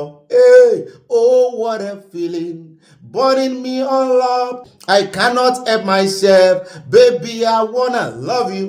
Oh what a feeling burning me all up I can't help myself baby I wanna love you. I wanna be with you both night and day. Share my life with you, baby. I wanna love you. I wanna love you. Ọmọ tó níwà tó sì tún lẹ́wà. Mo fẹ́ mọ̀ lé rẹ ò jẹ́ máa bá ẹ lọ. Bèbí jẹ́ máa bá ẹ lọ. Olólùfẹ́ jẹ́ máa bá ẹ lọ. Ìbàdí àrùn jẹ́ máa bá ẹ. Eyín mẹ́nu ogun jẹ́ máa bá ẹ lọ. Wọ́n ó máa bá ẹ lọ ní o. Àwọn ó máa bá ẹ lọ o. Wọ́n máa bá ẹ lọ ní o. Baby I wanna love you. Wọ́n máa bá ẹ lọ ní o. Wọ́n máa bá ẹ lọ o. Jọ̀jẹ́ máa bá ẹ lọ ní o. Baby I wanna love you. Jẹ́ máa bá ẹ lọ ní o. Ibikíbi tó bá ń lọ o. Wọ́n máa bá ẹ lọ ní o. Baby I wanna love you. Gbogbo ibikíbi tó bá lọ o. Sí lájọ ń lọ o. Ẹ̀mí ọ̀gá mi jẹ́ máa bá ẹ lọ. Jẹ́ máa bá ẹ lọ ní o. Àwọn máa bá ẹ lọ o. Jẹ́ máa bá ẹ lọ ní o. Baby I wanna love you. Àyárí ságídí wà ń bẹ̀ ni. Ó bá lóyún ọmọ tẹ̀lé mi ń kọ́. Wọ́n láwọn obìnrin sì mú gé sí. Wọ́n ń kọ́ wa bọ́ sí ń tòsí ọmọ ni. Gbogbo ọkùnrin kọ́ ló mọ ọmọ tòsí o. Eégún mọ̀gájí báàbí òkè láàrin rọ̀tún. Kò kàtàgbà tí báàbí bá mú àwọn fásitì tó sí lẹ́ra ẹ̀ àti bàbá mi orí ọlá ẹ̀wọ̀n lọ bẹ̀ wọ́n ọ̀sọ́ ọmọgbọ́mọgbìn ó dá mo kí káàbọ̀ I wanna love all of you. Gbogbo àwọn ìyàwó mi mo kọrin fún gbogbo yín pátápátá lẹ lórin yìí o. I wanna love you. Jẹ́ máa bá ọ lọ ní o. Àwọn máa bá ẹ lọ o. Adúpẹ́ lọ́wọ́ Ọlọ́run torí Ọlọ́run náà ló bá wa débi kì í ṣàwa nìkan la dá wa. Ọlọ́run bẹ lẹ́yìn wa ó ń bẹ wájú wa awọ̀tún awòsì Ọlọ́run náà lárí àtúnwòkè awolẹ̀ ẹ̀mọ̀ kí tán bá ní owó kí owó lẹ̀ iná mọ́ ọ lónìí inú eré láti mọ́ wò wọ́n fẹ́ mú ẹni tán àbíkan ti mú ni ṣùgbọ́n àwa wòkè awolẹ̀ Ọlọ́run lárí ó yí wa ká ó yí wa pò ó yí ọgbà yí wa ká kì í ṣàwa náà ti tóbi Ọlọ́run adúpẹ́ Ọlọ́run adé ó gbọ́ ọpẹ́ gbogbo yìí gbogbo dànsáàkì gbogbo àsìkì gbogbo ẹ̀ á padà sọ́dọ̀ rẹ ìwọ́n ló ní o sì mọ bó ṣe mọ remanufacture tó mọ fi ṣe oore ọ̀fẹ́ àtàánú fún wa àkọ́ndẹ́sùn oore ọ̀fẹ́ àtàánú àjẹmọ́nú àjẹǹjẹtán adúpẹ́ oore àná adúpẹ́ tòní àtúndúpẹ́ tọ̀lálẹ̀ ẹ̀sìn olúwa ẹ̀sìn ẹ̀gbọ́pẹ́ wa gbáyìn wa gbọ́pẹ́ nínú ìdílé aláyọ̀ ẹ̀gbọ́pẹ́ wa gbáyìn wa ibà ròyìn náà rè ibà gbọ́n débẹ̀ ibà yànnàná ibà Sanawole ibà kanjú abẹ́ǹkó ibà lọ tààràtààrà tọ̀rọ̀ bá ti dọ̀rọ̀ òtítọ́ àtòdodo sàn báyìí láàrin ajé ní mo ní pẹ̀kọ̀rọ̀ èmi náà ń pè ní ibà yànnàná ibà gbé wa débẹ̀ ibà kanjú abẹ́ǹkó ibà sí lálàyé ibà fayọ̀ kọ́ọ̀tẹ̀ fayọ̀ pọ́ọ̀tẹ̀ ibà fayọ̀ kún inú mi fayọ̀ kún inú gbogbo wa ibà inú mi dùn ayọ̀ mi kún ibà múlùdùn yín náà rè èmi náà ń pè ní ibà yape ibà kàsíwájú ibà bobilicious bobby èmi náà ní ibà ìbọ̀bọ̀ kí bọ̀bọ̀ bẹ́ẹ̀ náà lẹ lè pè mí ní ibà sàn láàrin ajé ní mo ní pẹ̀kọ̀rọ̀ bọ́ bá ti wá rẹ̀ tí ò rìn sàn pẹ̀lú rẹ̀ wọ́n náà mọ́ sí mistake rìn sàn pẹ̀lú rẹ̀ o nítorí náà lọ sí àdúgbò mọ́nà tàn bàdàn rí gbalé bẹ̀ kọ́mọ́ bá gbalé simoniya bẹ́ẹ̀ náà lèmi náà ń pè ní ibà àlẹ̀jẹ́lì bá rìpọ̀tẹ́lì gbogbo tẹ́ bá gbọ́ lórí ìkànnì òkí ni ó àlẹ̀jẹ́lì àrìpọ̀tẹ́lì ní àwọn tàbùkù èèyàn kankan wa ń fi ìròyìn àti ìpàdé ọlọ́mọlé a fi ń pàkíyèsí ara wa sínú fún ẹ̀yin tẹ́ lórí ọ̀fẹ́ láti ṣẹ̀ṣẹ̀ mọ́ join wa tẹ́ bá wù wípé ebi ròyìn ló wá kà ó ń kọrin orin ló fi bẹ̀rẹ̀ ó tún ti ń pera rẹ̀ ó tún ń kí ara rẹ̀ bá a ṣe máa ṣe níbi inú o wọ́n sì ní bá a ṣe ń ṣe ń bì èèwọ̀ bùnmí ní yóò yẹ kò ní yẹlẹ káàbọ̀ sórí kan ní bọ́ bá dilẹ̀ báyìí bá yọ ẹ̀mọ́ bá pín kókálíkókákó alákọ̀ọ́kọ́ ní ìròyìn tòní inú àkórí ìròyìn tóra àkọ́kọ́ mọ́ dam tútù wájú ká lè tẹ̀lẹ̀ tútù gbogbo tá ń lọ ájú ibẹ̀ á kànkùn torí Ọlọ́run ní mú wa lọ ajúwéjúwé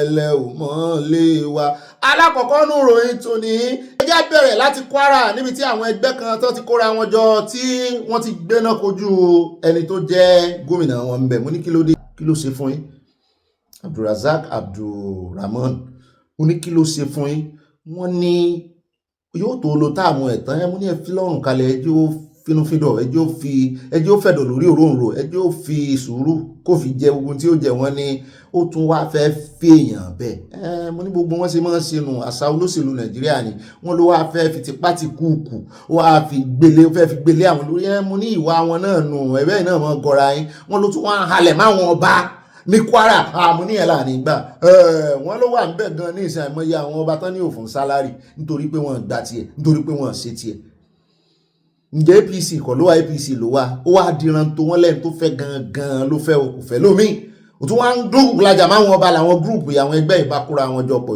pé bẹ́yìn ọba ò bá lè sọ̀rọ̀ àwọn ó rẹ̀pẹ́sẹ̀ntì yín dáadáa ó lè jà ó lábúrò tó gbójú à ń bọ̀ ń bẹ́ o kí ni àwọn ará bíi sọ ń tán fi fèsì tán fi dá lóhùn bá ti wá kó ń bẹ́ tán á yà lọ́dọ̀ bàbá kan tá à ń gbé bọ̀ yìí wọ́n ti wà nínú iléeṣẹ́ ológun ojú òfurufú wọ́n ní wá ń wo àwọn ọmọ iléeṣẹ́ ológun tó wà ń bẹ̀ ní ìsìn wá ń sunkún omi lé sójú àwọn oníkílódé wọ́n ní kò rí báyìí bá àtàwọn wọ́n ní ìgbó wá ní ẹdun iléeṣẹ́ ológun pàápàá jùlọ ológun òfurufú ìgbó lẹ́dun wọ́n di ẹdun arinlẹ̀ pé ẹdun jalè ó ti bòrú lọ yé ẹdun jalè ó bòrú lẹ́mọ́ bínú orin tá a kọ wọlé wọn rántí fún wọn kírẹ́dìtì bàbá wa Beautiful Nubia wọ́n wà láàyè náà kọrin yẹn orin gidi náà kan náà kọ òwúrọ̀ lọ́jọ́ ẹni máa ríre o ẹni máa ríre o àṣebà òwúrọ̀ o orin folks mọ́ ń gbọ̀n mi òwúrọ̀ lọ́jọ́ ẹni máa ríre o nóòtì yẹn fẹ́ yí ẹni máa ríre o àṣebà òwúrọ̀ o nóòtì lè yẹ ire ayọ̀wọ̀ ò ní yẹ á fún wọn kírẹ́dìtì wọn ara àwọn lẹ́jẹ̀ndì wọn lẹ̀ Yorùbá nù kọ́lọ̀ ń jọ kó mọ́ bá fún wọn lọ́gbọ́n ìmọ̀ àtòyé kó sì fún ọ lẹ́mìí gígùn bàbá tí wá kó mẹ́ta ibi tá à ń lọ èmi ò gbẹ̀rú ìròyìn eléyìí lọ́dún tí mo ti ń ka ìròyìn tí mo sì ń gbọ́ ìròyìn ibẹ̀ ni mo ti gbọ́ àkọlé rẹ̀ ló kọ́kọ́ dẹ́rù bà mí pé ìjọba àpapọ̀ federal government pé wọ́n ya owó kan sọ́tọ̀ nú ètò òṣùná mo ní kí náà fẹ́ fi ṣe wọ́n ní wọ́n fẹ́ fi gbọ́ bùkátà ẹjọ́ pé wọ́n ti múra ẹjọ́ lẹ̀ fún ètò ìdìbò 2027 gbogbo ẹjọ́ tó bá máa ṣe gbogbo wọn fẹ́ gbé Ààrẹ Olódòdé lọ ilé ẹjọ́ ni òun ni wọ́n ya owó sọ́tọ̀ nínú bọ́jẹ̀tì mo ní ibà màámi ẹwà bá ń gbọ́ o sọmọ sí bẹ́ẹ̀ l'Amẹ́ríkà mọ́mí Stella Odele UK náà sọmọ sí bẹ́ẹ̀ bó lẹ́sìn máa fi owó olùgbọ́ bùkátà ara yín ibẹ̀ yìí lẹ fẹ́ díje dìbò àyà ní Ààrẹ Olódòdé níjọba ìjọba l'Ààrẹ Olódòdé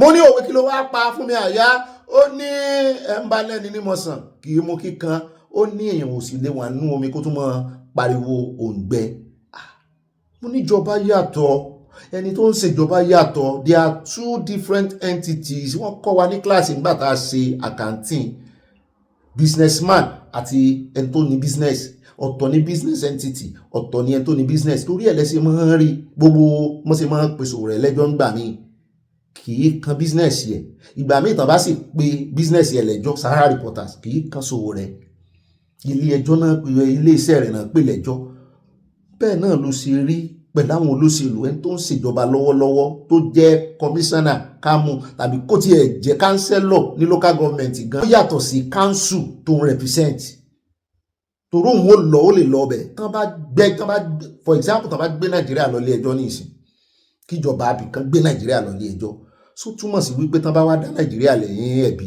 ṣé president tó wà lórí oyè ni ó rẹ̀wọ̀n àbí tó bá ní kàn sanwó ṣé àpò president náà ti mú àpò Nàìjíríà ní à ń bọ̀ ń bẹ́ o àjọ mojú ajé kò ní sọ lórí ìròyìn yìí o tó rárá tó mọ́ sọ̀rọ̀ sí ààrẹ bó lẹ́sìn kówó jọ 2027 gan ò tí ì dé ó wá jẹ́nu owó Nàìjíríà wá jẹ́ lóòótọ́ ni n ò tí ì fẹ́ gbà kó tọ́ ni báwa bá ti wá kó ń bẹ̀ tán à ń lọ sọ́dọ̀ arábìnrin ẹ wò bí ó ṣe fáìn bó ṣe mọ́ lólólóló òrékè lẹ́wà ó mà ṣe o àsìta àbọ̀ ni o àṣìyàn ìbọn wọn lòun ló pa ó ṣekú pa ọ̀dọ́mọbìnrin ọmọ ọdún 14 nínú ilé ìwádìí bẹ̀rẹ̀ ẹ láwọn olóyìnbọn mi ò tí mọ̀ bóyá ọlọ́pàá ní bóyá àwọn àmì ni o à ń bọ̀ ń bẹ̀ lónìí náà ni kò ní dọ́là bàbá tí wọ́n á kó bẹ̀rẹ̀ á tún gbé àbájáde research kan tán ṣe ní gbogbo àgbáyé wọ́n ní àwọn orílẹ̀-èdè 5 tí wọ́n múnú àwọn ọmọ orílẹ̀-èdè wọn dùn jù níbi táwọn ọmọ wọn ti láyọ̀ jù ní Nàìjíríà number 1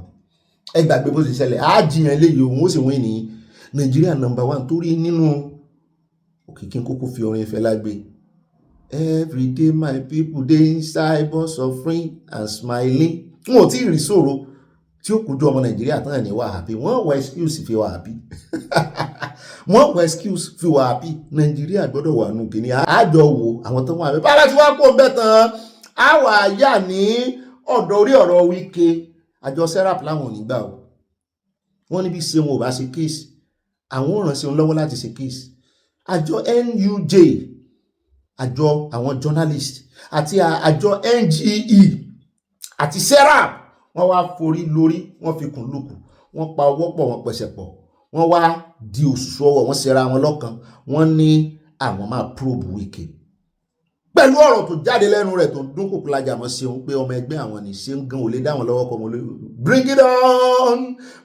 it on don't wait until tomorrow ẹ̀rí bí ohun Wike náà ṣe alẹ̀ pẹ̀pẹ̀ ló fi ṣe lánàá ó ti mọ̀ pé ó ń jẹ̀bi ó sì tún fẹ́ mọ́ claim right à ń bọ̀ bẹ́ẹ̀ o bóyá yóò wà á bẹ̀bẹ̀ bóyá wọ́n probe ẹ̀ lóòótọ́ bóyá halẹ̀ lásán ni àájọrí bàbá dénú àkójọpọ̀ ọ̀rọ̀ gbogbo advice ẹ̀yin náà bá ní ẹ wá máa dájọ́ fún bẹ́ẹ̀ náà ni bàbá ti wá kó ń bẹ̀ tán á wà á yà lórí ọ̀rọ̀ ọmọbìnrin tó lóun ní jẹjẹrẹ àṣírí mọ̀ tí ń tú wọ́n ní kò ní o wọ́n ní case file case file ni wọ́n ń pè ní hospital treatment file àbí kí náà máa ń pè náà wọ́n ní fáìlì fáìlì aláìsàn kan lórí ìgbé tó sì kọ́pì ẹ̀mú ni wọ́n wá ń pe àwọn àjọ NMA sí wípé kan wá yẹ̀wò kan probe náà ọ̀rọ̀ tí ń jà rìnrìn bó ló sì jáde tó mọ̀ sayọ̀ nínú ìbàjẹ́ oníjẹjẹrẹ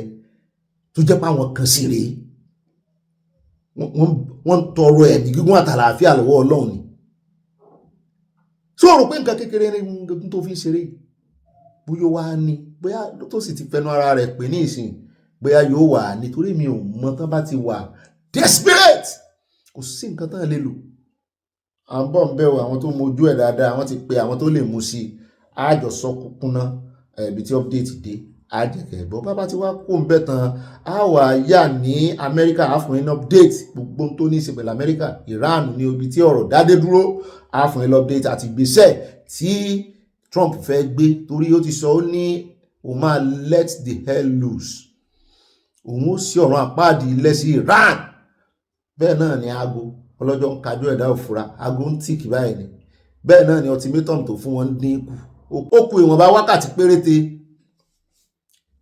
àwọn Iran náà ò sì fẹ́ gbọ́ wọn fẹ́ gbá àyà ń bẹ̀ bàbá dénú àkójọpọ̀ ròyìn bàbá ti wá kó ń bẹ̀ tán á wà yà lọ́dọ̀ Buhala níbi tí Buhala tún ti ganu sí máìkì o ló bá tún gbé ara rẹ̀ lẹ́yìn ó ń gbé irọ́ tó ti pa lọ́jọ́ sí ó tún ń gbé lẹ́yìn ó lóun ò fìgbà kan sọ wípé Tinubu ń dúnkòkò lajà mọ́ ẹ̀mí òun n tí gbogbo wa gbọ́ ó ní tó ń sọ ní wípé Tinubu camp ọmọ Tinubu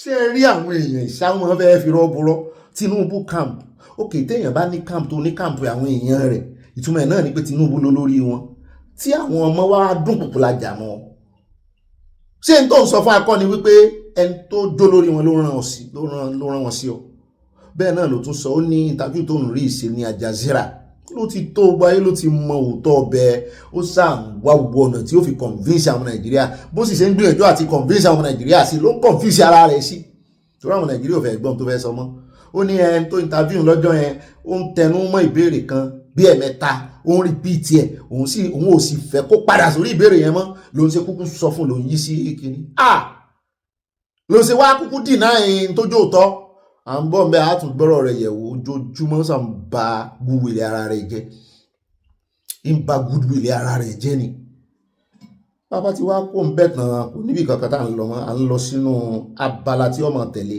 Abala Sanawole ẹ ṣe musin olóòṣà ẹ ṣe pọ̀ ọ́ pẹ́ta àti ṣe pọ̀ mọ́ mi àná òṣù ẹ̀ wá léèdì wa mọ́ mi Ògúnbàjò náà yọ yẹ ẹjọ́ fẹ̀gbẹ́kẹ̀gbẹ́ táyà Kẹ́hìndé wọ́n ní ká ṣe pọ̀ ká ṣe yóò dára fún wa wọ́n ní ká mọ́ gbàgbé ká sọ pé no space for Sharia in Yoruba land àfi pàkà àwọn mi Grace olùsòtọ́ mo rí gèlè yíyẹn gan-an ó ń dín nẹ́tíwọ̀kì mi lọ́wọ́ ó lé nẹ́tíwọ̀kì lọ lórí fóònù mi mi Grace olùsòtọ́ ọmọ gèlè ìwé alákọ̀ọ́kọ́ ń bẹ̀ ẹ jẹ́ a padà sí Ọ̀ṣun ní báyìí Ọ̀ṣun gangan là ń lọ lọ́dọ̀ Ọ̀ṣun Ṣẹ̀ǹgẹ̀ṣẹ̀ olórí àyíyùn ẹja padà sọ́dọ̀ yèyé Ọ̀ṣun arẹwà obìnrin oore yèyé o awẹ́dẹ awẹ́mọ awẹ́rẹ́ ọmọ dákidáke mo ti ń kéwì lọ́tẹ̀mí nu owó báyà kẹ́ mọ́ fojú kan wò mí pé ẹbí kìrìsìtẹ́nì ló pera rẹ̀ ẹjẹ́ àpẹẹjẹ yẹn mọ́ jẹ́ kán máa fi àṣà àti ṣe àti nǹkan tá a jogún bá kán máa fi wọlé òyìnbó òfin ti hàn sí é.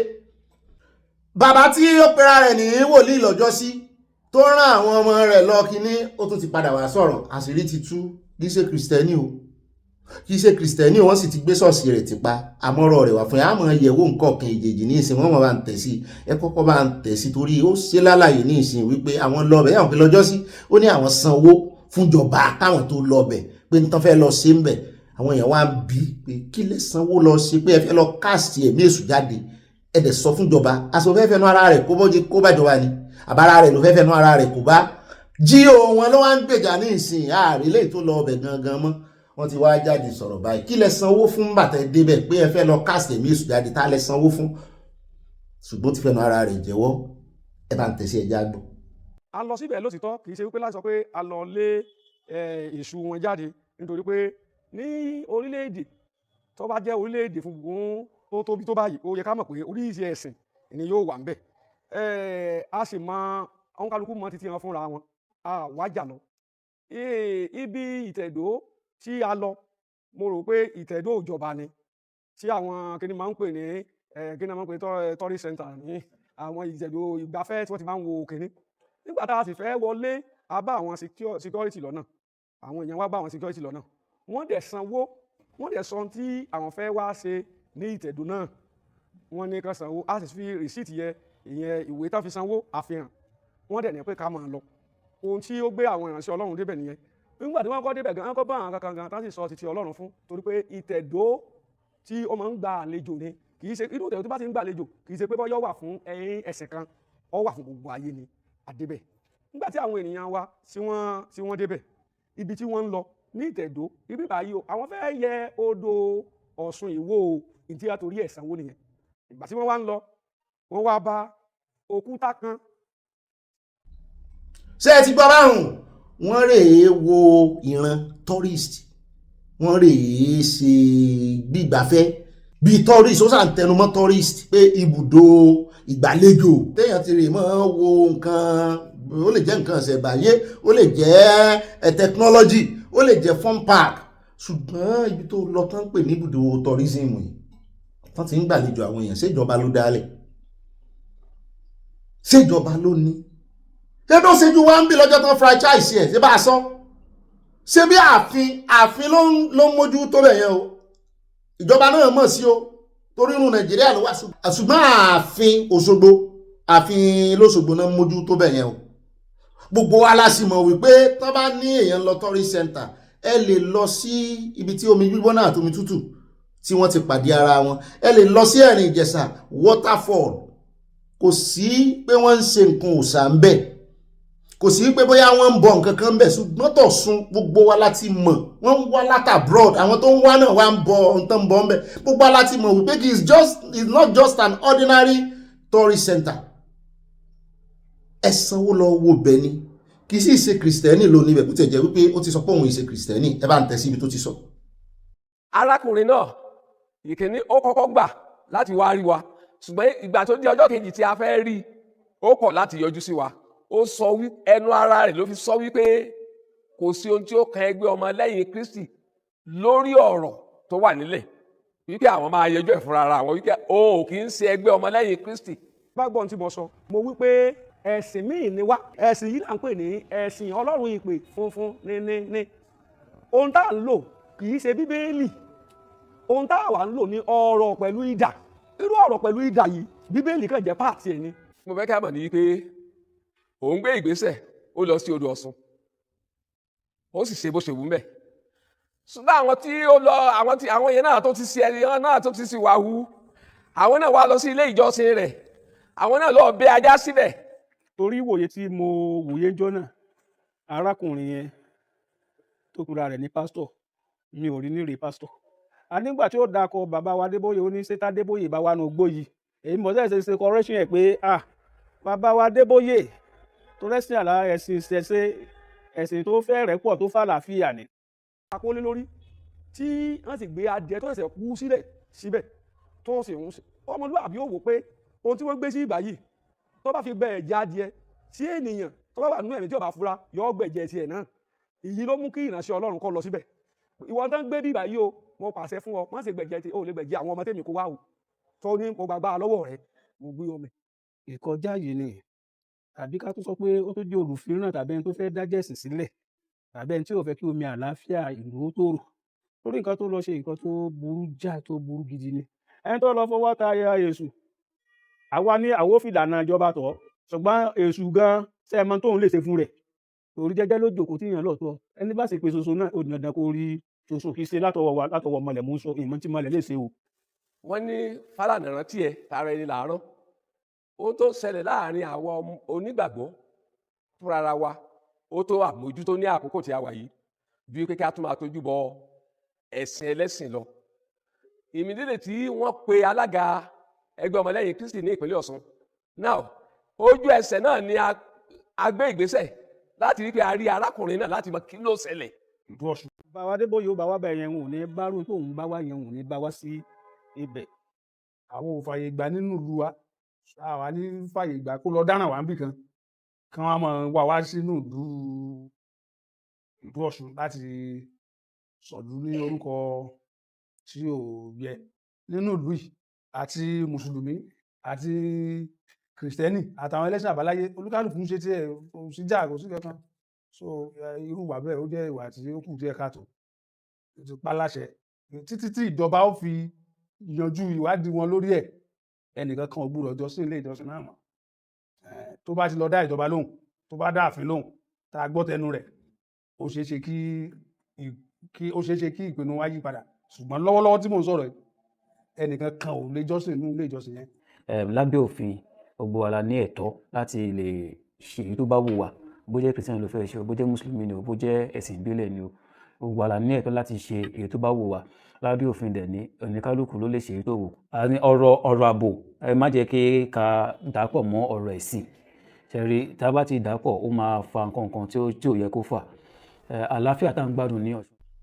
ó náà lẹ́gbẹ́ yẹn o àwọn kan wọ́n invite ẹ̀ ó kọ́kọ́ ṣe bí ẹni tó fẹ́ lọ ń bò yá mo rò kó bá jíò rẹ̀ tí ń gbèjà rẹ̀ báyìí sọ̀rọ̀ jíò wá ní kó dá padà fún owó bàbá Ìjẹ̀bú pé àwọn ò wà mọ́ o àwọn ò ń ṣe kìrìsìtẹ́nì o ẹ ti gbọ́ omi tó ti sọ pé àwọn ò lo bíbélì ṣé ẹ mọ̀ bá ń sọ̀rọ̀ nípa kíní tó yà sára bánà ẹ̀ níjẹta àbíjọ́ là ń sọ tá a mo ní mo rí ìdá méjì ń bẹ òun náà ló ti sọ yẹn o ó sì ní ìjọ ìpè funfun kí ló wá kọ ṣọ́ọ̀ṣì bẹ́ẹ̀ fún ó ní ìdí kó pè ní ṣọ́ọ̀ṣì nígbà tẹ́ ẹ ti ní ẹ̀yin ṣe kìrìsìtẹ́nì ẹ̀ lo bíbélì ẹ̀yin lẹ́mọ̀ ń tẹ́ ẹ lò wọ́n ló mọ bí tó ti gbà pé àṣì mẹ́rin bàtọ̀ lọ́n pè ọ́ ẹ máa lo ìdá yín kẹ́ ẹ máa kóòtù dà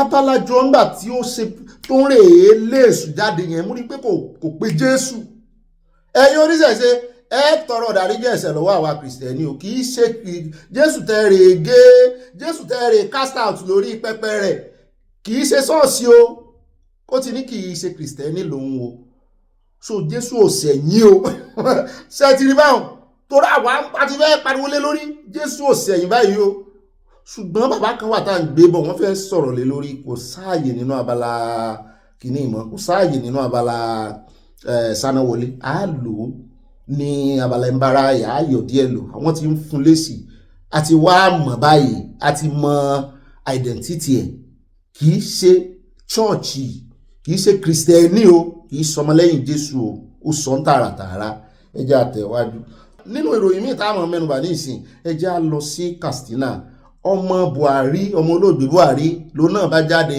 olóòfẹ́ gbégbá àdìbò mọ̀ ní àwọn yòókù náà ti ń gbé tipẹ́ kí ló dé tó ní gbégbá àdìbò kí ni wọn náà fẹ́ ṣe olóòfẹ́ lọ sí rep ibi pẹlẹbẹ náà ti mọ̀ọ́lẹ̀ jẹ kí ló dé tó fẹ́ ti bi gangan mu fẹ́ bù láàrin ọlọmọ former president lòun wọ́n ní ọmọ kan ṣoṣo ní o tó bí o ní ọkùnrin obìnrin mi o tí Buhari fi ilẹ̀ ṣàyé wọ́n ní iná kú ó fẹ́ rú bojú ọ̀gẹ̀dẹ̀ kú ó fọmọ rẹ̀ rọ́pò òmù ní tí mọ̀ nǹkan kan àwọn ọmọ wọn náà wọ́n fẹ́ gbapò tí bàbá wọn wà ní nígbà táwọn ọmọ àwọn politician yòókù ti ń ṣe kó òun náà ṣe ní tọwọ́ bọ̀ mo sì mọ̀ wípé àwọn máa ẹ̀pù ẹ̀ gan àwa mọ̀ bóyá ẹgbẹ́ APC náà ni ó wà wọ́n ní òun náà ti nawọ́ sókè Muhammadu Buhari Yusuf Taliban Daura ìwọ ni Taliban tó tún fi sára orúkọ rẹ̀ wọ́n lóun ló nawọ́ sókè wípé òun ní interest láti lọ sí House of Representatives seat ní 2027 poll wọ́n ní the letter dated 3rd April 2026 is titled expression of interest to contest for the seat of House of Representatives Sandamu Daura Maidua Federal Constituency.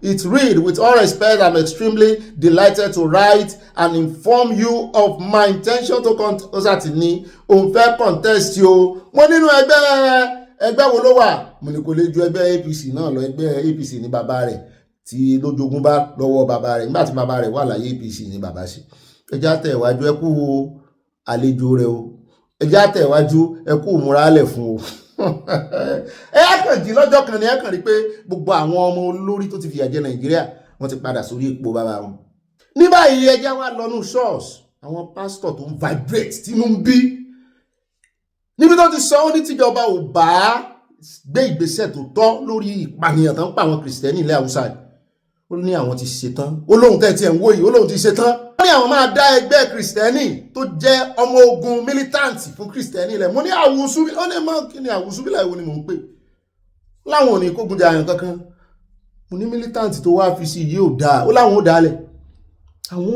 àwọn yìí ṣe military ṣùgbọ́n báwọn ó ṣe dálẹ̀ ọgbọ́n táwọn gbà àwọn làwọn mọ̀ ṣùgbọ́n àwọn fẹ́ defend ara àwọn ó wà ní constitution báwọn lè defend ara wọn ó sì ní téèyàn bá ń gbé bọ̀ tó fẹ́ fi bọ́ ọjà irú ẹ̀ níwọ náà tàbí tó le jù bẹ́ẹ̀ lọ ló gbọ́dọ̀ fi di ẹ̀jẹ̀ àkọ́kọ́ gbé ọ̀nà ká tó sọ̀rọ̀ lé lórí. I say this today, I have nothing else except the gospel. And the time comes, if the government do not do anything, I will raise an army to defend the northern Christians. I will raise a militant army. I'm saying it openly. I'm not afraid. I will raise a militant army. We will raise an army to defend, not to attack, not to cause assault. But when you come and kill us, we'll be ready to wait for you. I will raise a militant army. There are a lot of activities that have happened in the course of the week, and which many have been DMing, many have been sending me messages on my social media platform and asking, Apostle, you have not said anything about this. Ó náà ni ó sọ̀rọ̀ tó pọ̀ bá ṣe ń pa wọ́n báwọn náà ṣe ń complain táwọn dúró de ìjọba ṣùgbọ́n tí ìjọba ń já àwọn kulẹ̀ tí ìjọba ti wà complicit ó ní kí àjọ DSS gbọ́ sétí o àwọn ó kọ lẹ́tà sí gbogbo wọn wípé àwọn fẹ́ dá ọmọ ogun kìrìsìtẹ́nì sílẹ̀ kìrìsìtẹ́nì mo ló tiẹ̀ ti dáa bẹ́ẹ̀ mo sì gbọ́ wípé lọ́ọ̀kan náà ń lọ lọ́wọ́ tí kìrìsìtẹ́nì náà láwọn fẹ́ ṣe lọ́ọ̀tà wọn. mo ní kí gbogbo ẹ̀ kúkú dọwọ́rú kó dẹ́sẹ̀ rú kádà alẹ́ ká tún sà ibi tí ọ̀rọ̀ tó ń lọ nìyẹn o sáwọn àmọ́ wọra wọn ìràn kan máa pa wọn ni ṣùgbọ́n militant tó wá fi sí yẹn yóò jẹ́ káwọn èèyàn máa rò wípé kìíní ó ní bẹ́ẹ̀ ni ó ní wèrè la fi ń wo wèrè ó láwọn yẹn wá àtáàkì ni militant nìyẹn ó ní ṣùgbọ́n àwọn fẹ́ defend ara àwọn ọmọ onímọ̀ bàjẹ́ yọ militant kó ń bẹ́ẹ̀ ṣùgbọ́n gbogbo ọ̀nà tá a bá fi rora wà lágbára ó wà nínú òfin wípé ká defend ara wa èyí ò sì lè máa gbé igi bọ̀ kí wọ̀rẹ́ mú igi ọyọ́ ó fẹ́ lagi ńlá plank tó fi kàlí ó fẹ́ làmọ́ lórí wọ̀wárẹ̀ mú igi ọyọ́ oníginigi ń jẹ́ igi kọ́ o yóò rùn àti wọ́ àti igi ọyọ́ rẹ̀ yóò rùn yín o tàbí kéèyàn máa gbé àdàbọ̀ kó wá rè yọ bóyá páálí tàbí kó rè yọ plastic ike yóò rùn wọn mọ́lẹ̀ tàbí kéèyàn wá máa gbé àdó olóró bọ̀ kí wọ́n rè gbébọn ẹgbọ́n so déédéé tí èèyàn bá fi jẹ ọ́yà tó fẹ́ wá fi pa ọ́ tó fẹ́ wá fi àtáàkì rẹ̀ déédéé rẹ̀ ní kí wọ́n náà wá kó o fi defend ara rẹ̀ ẹ̀ ń bá wá yára lògùn gbé ẹ̀ ń bá yára ni and òyìnbó go and come back they said the best form of defense ọgbọ́n tààtàlù the best form of defense ẹ bá ń parí ẹnu kọ bẹ́ẹ̀ sẹ́sàn àní gbogbo ẹnu sọ̀rọ̀ ó ti tó àkó àwọ̀ àwòwé àwọn GOs bóyá máa gbé gbèsè bóyá àwọn àfàdó àjagun náà máa bẹ̀ lọ́wọ́ ẹ̀ wípé ẹ mọ̀ wọ̀rí ẹ mọ̀ yìnbọn nú ẹ̀mí pé nú ẹ̀mí ni kẹ́ ẹ ti mọ̀ shoot ẹ mọ̀ shoot wọn nú ẹ̀mí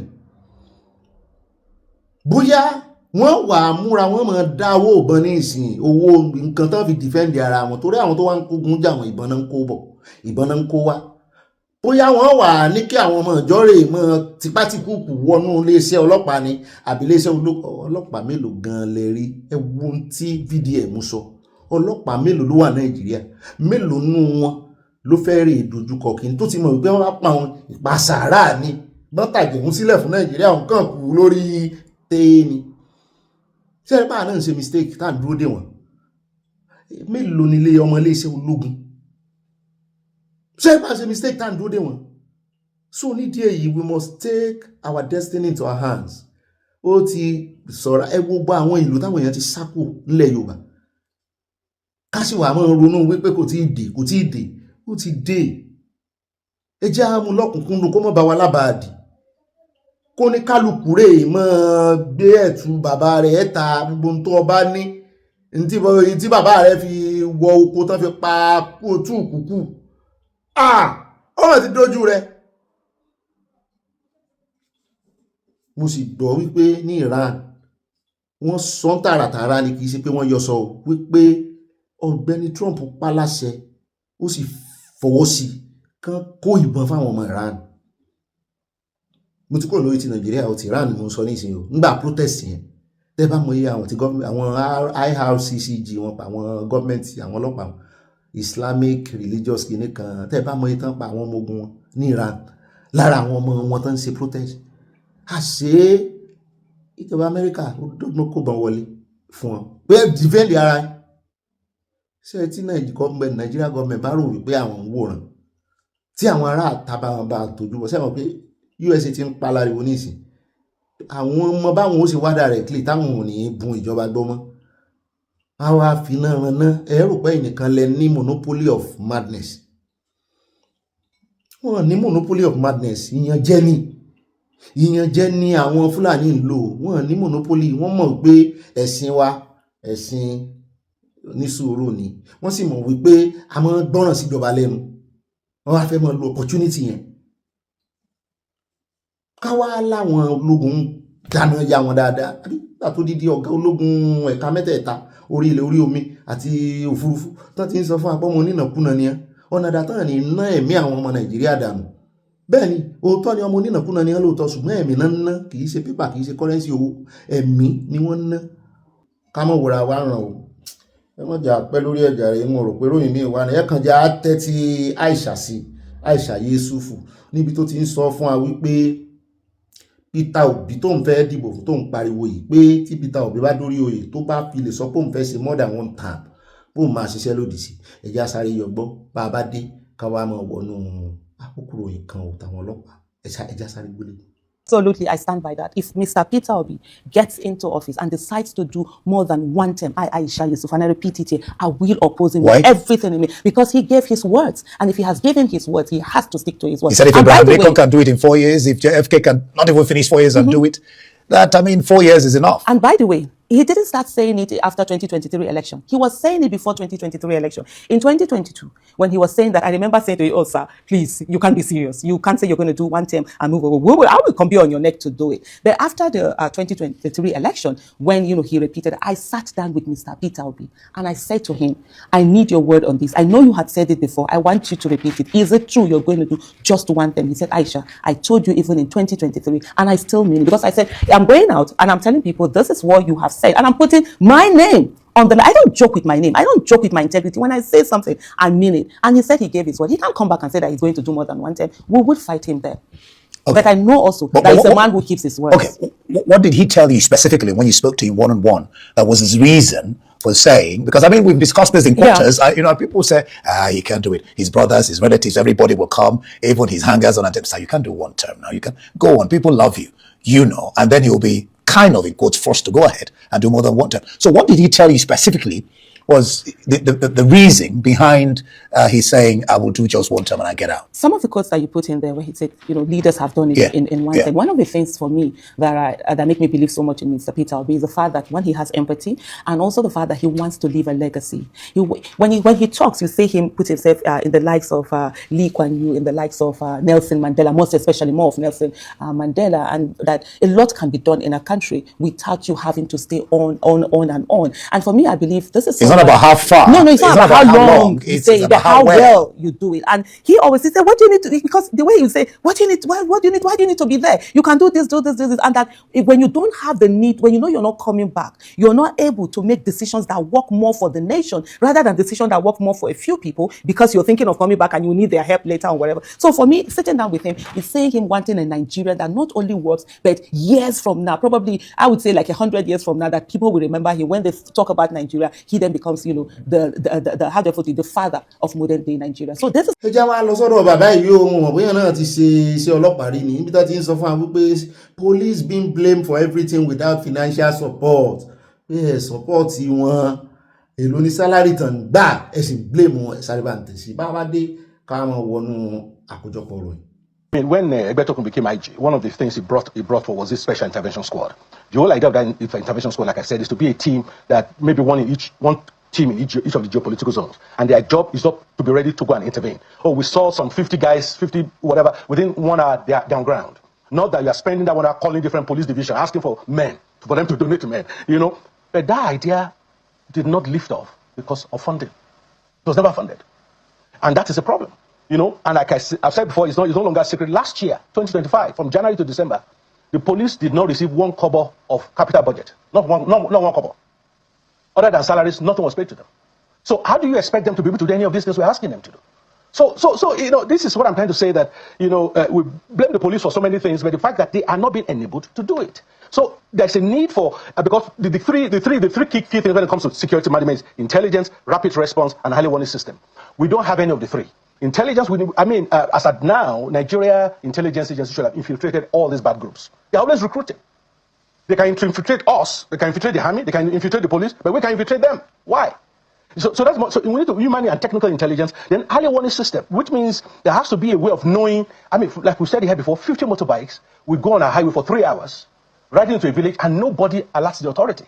You know, the authority is not even aware. The Kaduna attack particularly comes to mind because that's exactly what they said happens, that this community was surrounded, and then they surrounded the churches and opened fire on them. With the questions as to, did nobody see this? Did nobody saw the movement? You know, people. But that led to what I said earlier. Even if you did, who would you have called? Who did you call? Exactly. There is no national major incident number. I thought these are simple, you know, low-hanging fruits that we can do. Okay, if you see this is number to call, and that's a central place that, you know, now be able to release a special intervention squad to go and intercept, as case may be. But there's no such thing. Even someone like me, if I see something like that, maybe because I have IG's number, I might call him, you know, or maybe I have local DPO number, but there's no one national number you can say you call.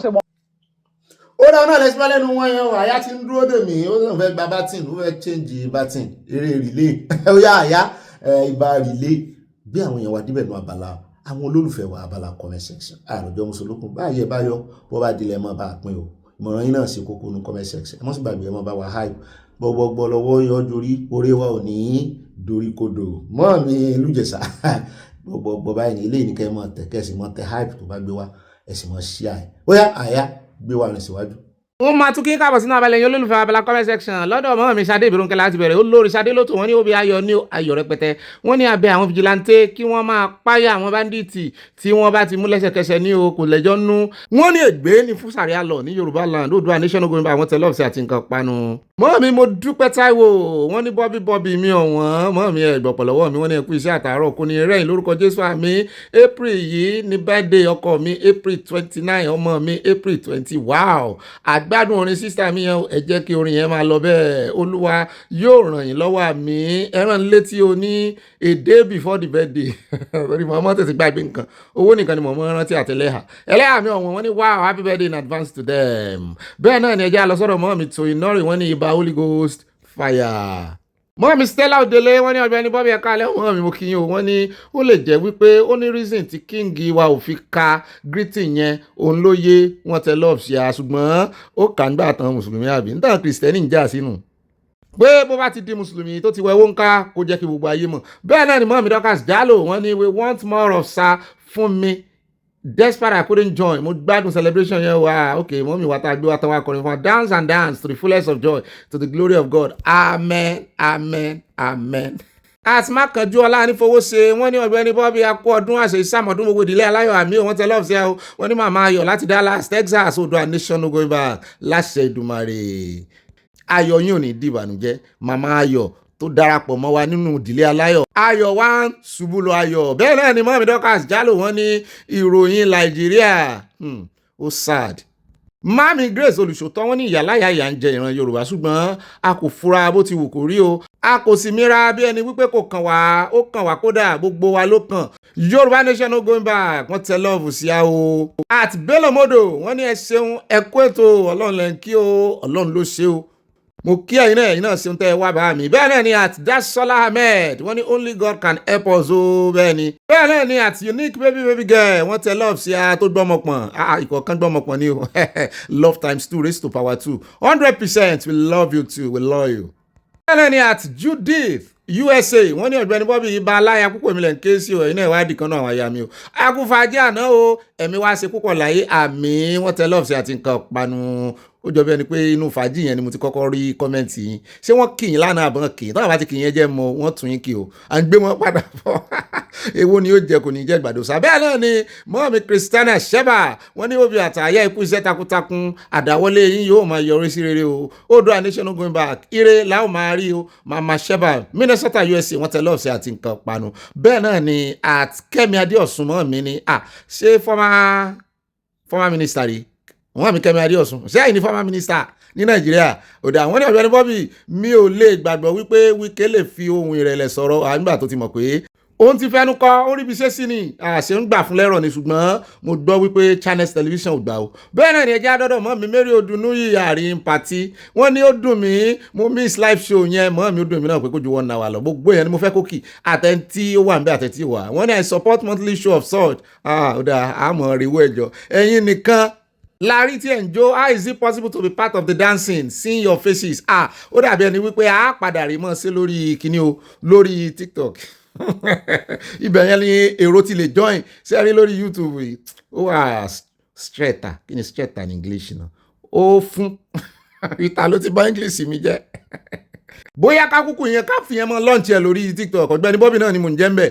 Ọ̀gbẹ́ni Bobby ó wà nǹkan ni ẹ ṣáàtì rí mi ń bẹ̀ bẹ́ẹ̀ náà ni bóyá bẹ́ẹ̀ láti ṣe next one ẹ jẹ́ àlọ́sọ́dọ̀ mọ́ mi Elizabeth ní àwọn ní Ọ̀gbẹ́ni Bobby rí a ibà kà síwájú akó àríyá àná àṣì ìsàmọ̀dún nílé aláyọ̀ o mo jówọ ṣọ́ọ̀ṣì lánàá ní ire wa kò ní dorí kodò àṣẹ o gbogbo ọ̀rọ̀ mi ni mọ́ mi máa ń sà ire wa ò ní dorí kodò wọn náà jówọ ṣọ́ọ̀ṣì àbí ẹ mú aṣọ yín létí ẹjọ́ wọlé ẹjọ́ bẹ́ẹ̀ náà ni mọ́ mi Debbie ajẹ́wọlé Precious mi wọ́n ní good evening Precious Ọ̀gbẹ́ni Bobby àtàtà ẹ kú iṣẹ́ ọ̀rọ̀ Naija di ọwọ́ olúwa o this is too much the buck stop at the presidential table bẹ́ẹ̀ náà ni báàmí Adéàwọ̀ wọ́n ní ibà kéde Oòduà Nation no going back ibà olóhùn iyọ̀ godson of ilé aláyọ̀ oyè tuntun godson of ilé aláyọ̀ wọ́n tẹ lọ́ọ̀sì àti nǹkan panu ọlọ́run bá nífẹ̀ẹ́ yín o àníyọ̀ àní ṣubú dànù bẹ́ẹ̀ náà ni ẹjẹ́ àlọ́ tààràtàrà sọ́dọ̀ mọ́ mi Stella Ogunbájò wọ́n ní èmi ni mo sọ wípé mo pẹ́ wọlé ní patí wọ́n tẹ lọ́ọ̀sì àti nǹkan panu lọ́jọ́ Sunday bẹ́ẹ̀ ni mo rí àwọn bá ń kì í àní mọ́mí wa Grace olùsòtọ́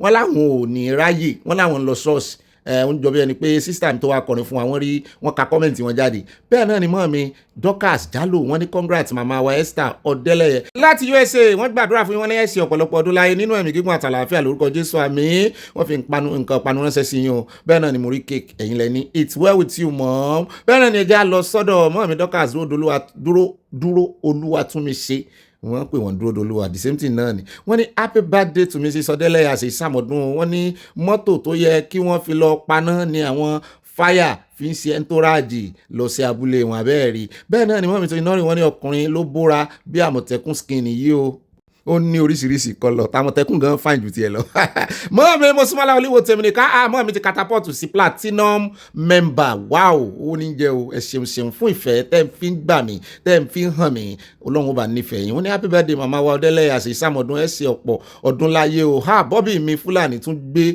wọ́n tún gbé dé Calabar Nàìjíríà ẹ ti rógò lọ́wọ́ Fúlàní Bobby mi mo wà ní patí yẹn o ẹ kò kì mí mi ò bínú ọdún tó ń bọ̀ aṣojú ẹ̀mí wa mi wọ́n tẹ lọ́ọ̀ ṣe àmọ́ mi àwọn ò rí patí yẹn ẹ̀ comment ayé mi o àwọn tí ò comment mi náà mo kàn ń wá orúkọ kiri nítorí mi mo ṣe mistake gbogbo orúkọ ló yẹ kí n ti ní register ẹ mọ̀ wọ̀rí ẹ bẹ́ẹ̀ náà ni mọ́ mi fún mi lọ́la àyàwó mi ni ò ẹlẹ́yà ẹ̀mí ọ̀gá wọ́n ní kẹ́ ẹ fẹ́ olórin yẹn kẹ́ kí mo fẹ́ mo ní kẹ́ ẹ sẹ́ǹdì nọ́mbà yín sí mi ní nọ́mbà mi nìní jẹ́ n tún fi nọ́mbà mi síbi mo fẹ́ gbúrò yín kí n tiẹ̀ gbóhùn yín lẹ́ẹ̀kan ṣoṣo kí n mọ́ gbúrò ohùn ìyàwó mi rí wọ́n ní kí n má dánwò ẹ ṣeun màámi Grace Olùṣòótọ́ ẹ bá mi fún àwọn bàbá ọkọ mi pé ẹ bá ń sọ fún wọn pé mò ń gbé ọmọ wá bọ̀ wọ́n ń gbé ọmọ wá kí yẹn múra owó lẹ̀ I love you ma wọ́n tẹ love sí yẹn jẹ́ n fi nọ́mbà mi sí.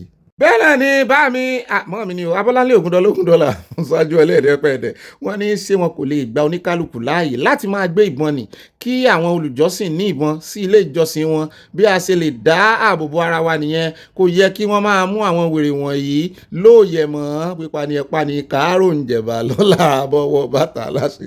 love you love from Mama Dollar we love you too màámi ọlọ́wọ́n ọba mọ̀ ẹ lè mọ mú ṣe nífẹ̀ẹ́ yín tó àyà ò nífẹ̀ẹ́ yín tó mi. bẹ́ẹ̀ náà ni mọ́ mi tó iná ni wọ́n ní ṣeun jọ bàbá ẹ̀ tìgbó òkè ṣeun Fẹlá. Mami announce mo mi sí yín mo ti rí pọ̀ yín pọ̀ ìbejì mọ́ mi Stella Ogunbajo wọ́n tẹ lọ́ọ̀sì àti nǹkan panu Oòduà nation no going back ìbejì yín náà ló kọ tẹ̀lé o àwọn náà ti kọ tí wọ́n o pọ̀ Oòduà nation no going back God bless Oòduà nation wọ́n tẹ lọ́ọ̀sì àárín pọ̀ ẹ̀yìn méjèèjì mo wà pọ̀. Atolúyẹmí sí Abẹ́gúnlé wọn ní ẹ̀ka alẹ́ o Obi there is no space for Sharia in Yorùbá land capital letter náà kọ́ wọ́n tẹ lọ́ọ̀sì àti nǹkan panu. bẹ́ẹ̀ náà ni mọ́mí Abọ́láńlé $1 mo ti padà dọ́dọ̀ yín o mọ́mí ní Obi àtàyà kí la fẹ́ ṣe báyìí o eléyìí wá burú jáì gbogbo orílẹ̀-èdè Nàìjíríà ni wọ́n sì máa dé wọ́n ní ìrókò má ti ń gbẹ́bọ̀ Ọlọ́run gba orílẹ̀-èdè Yorùbá fún wa o Obi àtàyà kò jùmọ̀ o love from Mama Dollar wọ́n tẹ love sí mi kò sí tí ẹ ń bẹ àyà. Mọ́mí Florence Alade wọ́n ní happy Easter Monday to Obi àyà àti gbogbo ẹbí aláyọ̀ o wọ́n ní ó tó àkókò kí kálukú gba ara rẹ̀ sílẹ̀ nítorí tí àwa kò ní ìjọba Olúwa gba Oòduà nation fún wa o Trump à ń retí rẹ o Oòduà nation no going back wọ́n tẹ lọ́ọ̀sì àti nǹkan panu. at Muslimat Sulaiman wọ́n tẹ lọ́ọ̀sì yóò sì yẹ yín kò ní yẹ ẹ lẹ̀ ṣeun mo nífẹ̀ẹ́ yín náà àyà náà ló nífẹ̀ẹ́ yín. Báàmí Samuel Akínọlá wọn ní ẹkú sí ọpọlọ Ọ̀gbẹ́ni Bobby báàmí yọ yẹyin o ó yẹ ọba Ìbàdàn yàtọ̀ síta Aláàfin Olúbàdàn ti wà lójú òpó ọba tẹ́lẹ̀ Aláàfin ṣẹ̀ṣẹ̀ jọba ló fa ohun tó ṣẹlẹ̀ lọ́yọ̀ọ́ ṣebí lẹ́yìn Aláàfin ni Olúbàdàn jọba àbí kì í ṣe ẹ̀yìn wọn ni. ó dẹ̀ jẹ́ àlọ́sọ́dọ̀ mọ́mí Grace Olùṣòótọ́ wọn ní àwa Yorùbá kò ní àmúlùmọ́là kankan níbi kankan ẹ̀yin tí ẹ ń wá ẹbí àpàpàǹdodo àwọn ọmọ orílẹ̀-èdè Yorùbá kò ní Fúlàní lẹ́bi bẹ́ẹ̀ ni níbi kankan kí ẹ máa gbọ́ nítorí àwa kì í ṣe Haúsá Yorùbá nation mọ́ mi fóun ránṣẹ́ mo rí lọ́ọ̀fù yín àti apple máàmí Yẹmí Ige wọn fúnṣẹ́ ni wọ́n ní na Christmas bìdá àti o ó lágbára ẹ wo ẹkú ijó náà àsìkò ọdún náà wà jíǹde àti iyè yóò jí gbogbo ire wa dìde àmì ẹ̀jẹ̀ Jésù yóò fún wa ní ìyè àmì ìṣẹ́gun ìwòsàn àlàáfíà ìwòsàn pípé ìdáǹdè ìràpadà ìbùkún àti àṣeyọrí àmì lórúkọ Jésù hallelujah. Mọ́mí Christiana Mustapha wọ́n ní Ọ̀gbẹ́ni Bobby happy Easter Monday I love you so much love you too màámi torí love tẹ́tí ẹ̀ tẹ́ sí mi mo rí kan ń bẹ̀ ó so kékeré pọ̀ mọ́ nílá àmúrọ́gẹ̀dẹ̀ mo rí nǹkan panu fruit lóríṣiríṣi God will be with you in Jesus name amen Ọ̀gbẹ́ni Bobby kò ní bàjẹ́ fún ẹ àmì lágbára Èdùmàrè ṣé màámi wọ́n gbádélé ńlọ ẹ ṣé love you too bẹ́ẹ̀ náà ni adé agbo lákúnlé adé agbo Ọlákúnlé mo gbà wọ́n ní Obi respect for your analysis on Seyi and Olúbàdàn of Ìbàdàn land Báàmí Tuale much respect for you. Seyi didn't know Baba Ladoja well. Baba has many business dealings before his political career come money. Bẹ́ẹ̀ náà ni at Anointed wọ́n ní the lady did a good job yesterday in my house we danced and danced till we were tired. A jẹ́ pé ọ̀pọ̀lọpọ̀ ló wá àwọn nǹkan kọ́mẹ́ǹtì ní ijó lẹ́wájú a sì tún ijó yẹn jó ẹ mọ́ wọ̀rí pátú rẹ̀ ń bọ̀ bẹ́ẹ̀ náà bóyá lórí TikTok ṣá bẹ́ẹ̀ náà ni mọ́ mi announce wọ́n ní happy birthday to our mother Esther Odeleye many more years to celebrate in the land of the living long life and prosperity age with sufficient grace mercy favours happiness and longevity is assured in Jesus mighty name amen happy birthday.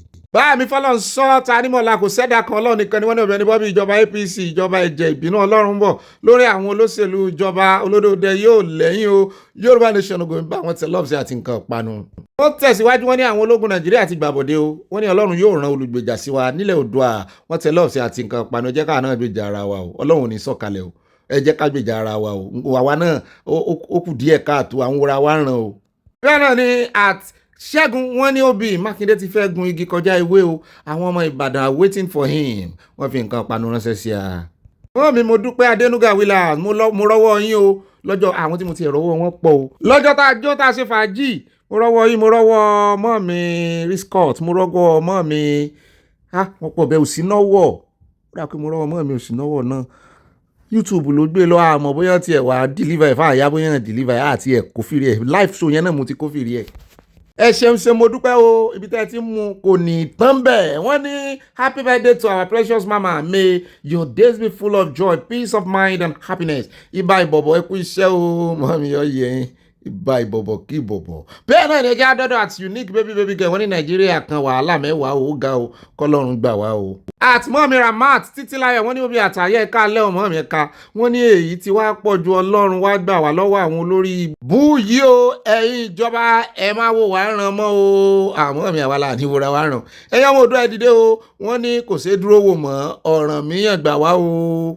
báàmì adégbọlákúnlé wọ́n ní Ládọjà knew more than Seyi Makinde is going to finish his career politically and Ládọjà and Tinubu are the first people tackle the godfatherism wọ́n ní politically nìyẹn o. báàmì abdidama káfí wọ́n ní òótọ́ ni VDM sọ nípa kóníkálukú defend ara wọn because kò sí ìjọba jà àfójó fún ààbò ìlú kò dẹ̀tún sí nǹkan ìjà fún àwọn àríkúyẹrí agbófinró wa àríkúyẹrí ni wọ́n ń sá ni o à ń fẹ́ kú wọ́n láìpẹ́ orúkọ tá a gbé wọ́n àríkúyẹrí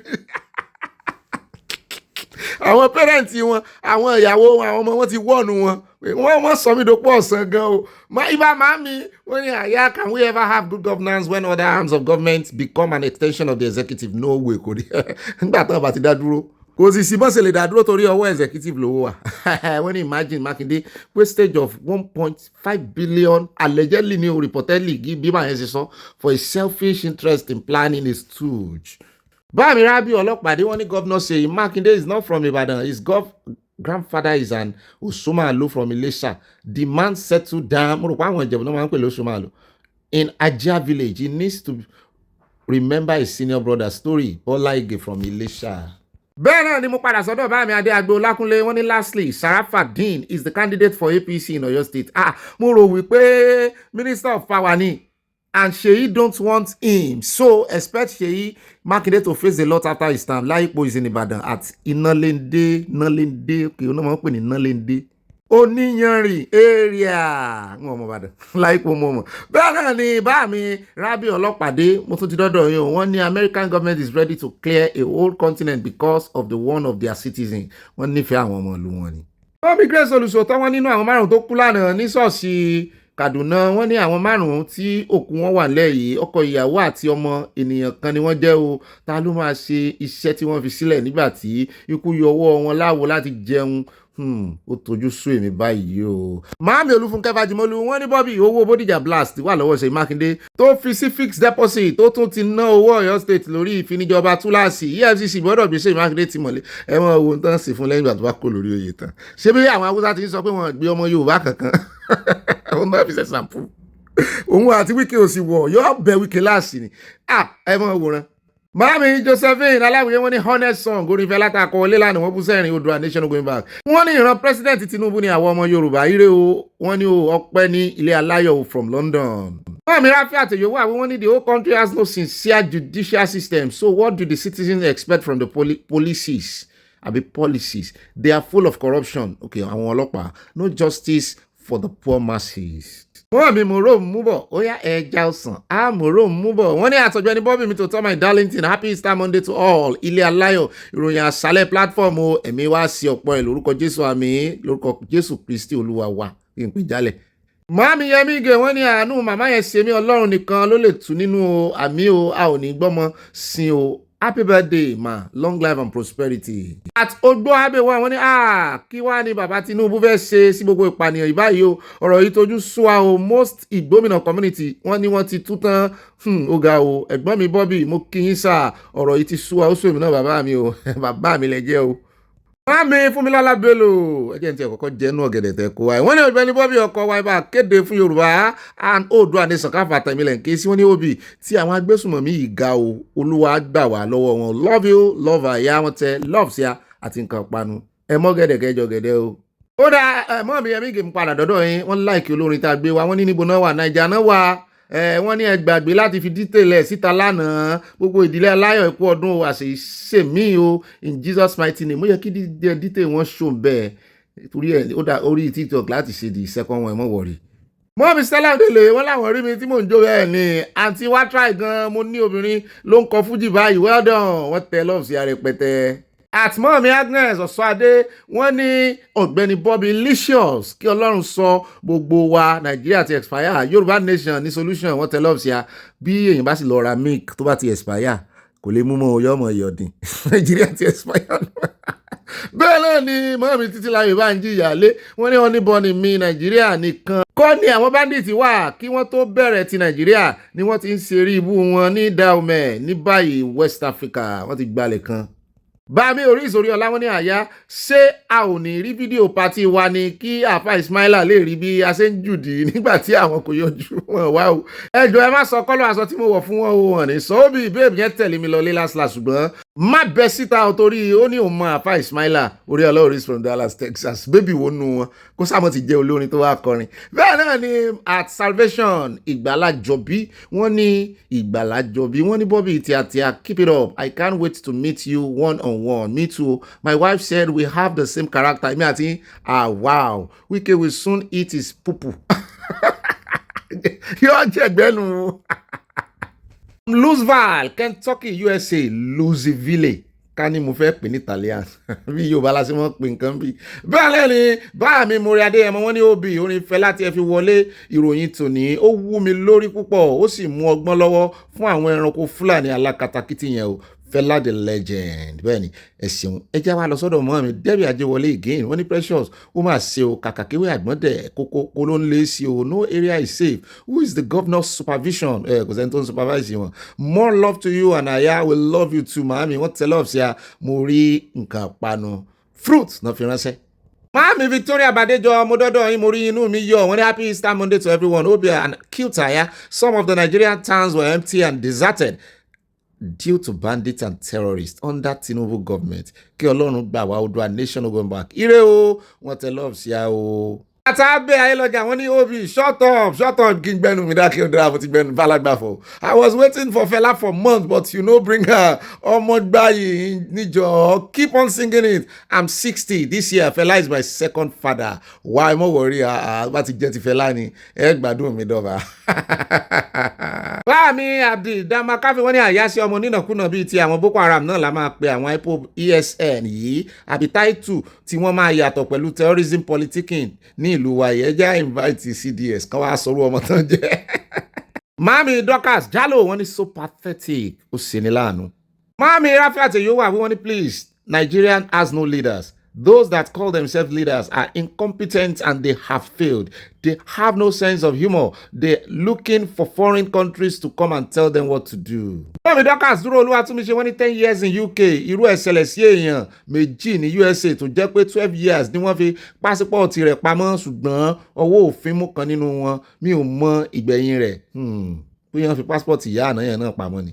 From Providence, Rhode Island. Ó dá ẹ̀ka àbọ̀ padà òbí náà ti ń dúró dé ìpápàpá ni ó yá ìwà nǹkan jókòó lé ẹ̀wọ̀n nǹkan tẹ́mọ̀ fi sọ̀rọ̀ àjíjà Tuesday tún látún ti wọ̀ yìí ìgbó la mú Monday abẹ́ ẹ̀rọ ọlọ́run adúpẹ́ lọ́wọ́ yín kẹ̀rẹ̀kẹ̀rẹ̀ ń lọ náà nu ọlọ́jọ́ ń kájọ́ ẹ̀dá òfura báyìí bá yọ bọ́ bá dilẹ̀ wá dénú yẹn bá pín fáwọn olólùfẹ́ yín ìmọ̀ràn yín náà ṣe kókó ẹ̀ bá fi ránṣẹ́ ẹ̀wọ̀n nǹkan tẹ́mọ̀ fi sọ̀rọ̀ àjíjà kí wọ́n mọ̀ gbé níbẹ̀ alákòókò nu ìròyìn táàkọ̀ fẹ́ lójú lónìí àdárúkọ rẹ̀ àrùn ti fi sínú àkórí ìròyìn ẹ já sáré yà lọ́dọ̀ àwọn dókítà wọ́n sọ fún àwọn náà fẹ́ bẹ̀rẹ̀ ìyanṣẹ́lódì wọ́n sì ní òru ọjọ́ òní láwọn ti bẹ̀rẹ̀ wọ́n ti bẹ̀rẹ̀ o wọ́n ní ó ṣeé ṣe kí ó nira fún ọ̀pọ̀ ọmọ Nàìjíríà láti rí ìtọ́jú tó péye gbà láwọn ilé ìwòsàn ìjọba lẹ́yìn tí ẹgbẹ́ àwọn dókítà oníṣègùn NARD bẹ̀rẹ̀ ìyanṣẹ́lódì lónìí ọjọ́ keje oṣù kẹrin ní ọdún 2026 wọ́n ní ọ̀pọ̀lọpọ̀ wọn náà wọ́n ti bọ́ aṣọ ti ìjọba lẹ̀ wọ́n ti rè wọ aṣọ aládàáni àwọn èèyàn kan náà lẹ́ẹ̀bà ń bẹ̀ ọ̀pọ̀lọpọ̀ wọn gan tán sì tìjọba wọ́n bá ti di ọ̀rọ̀ fẹ́ di kànáńgídá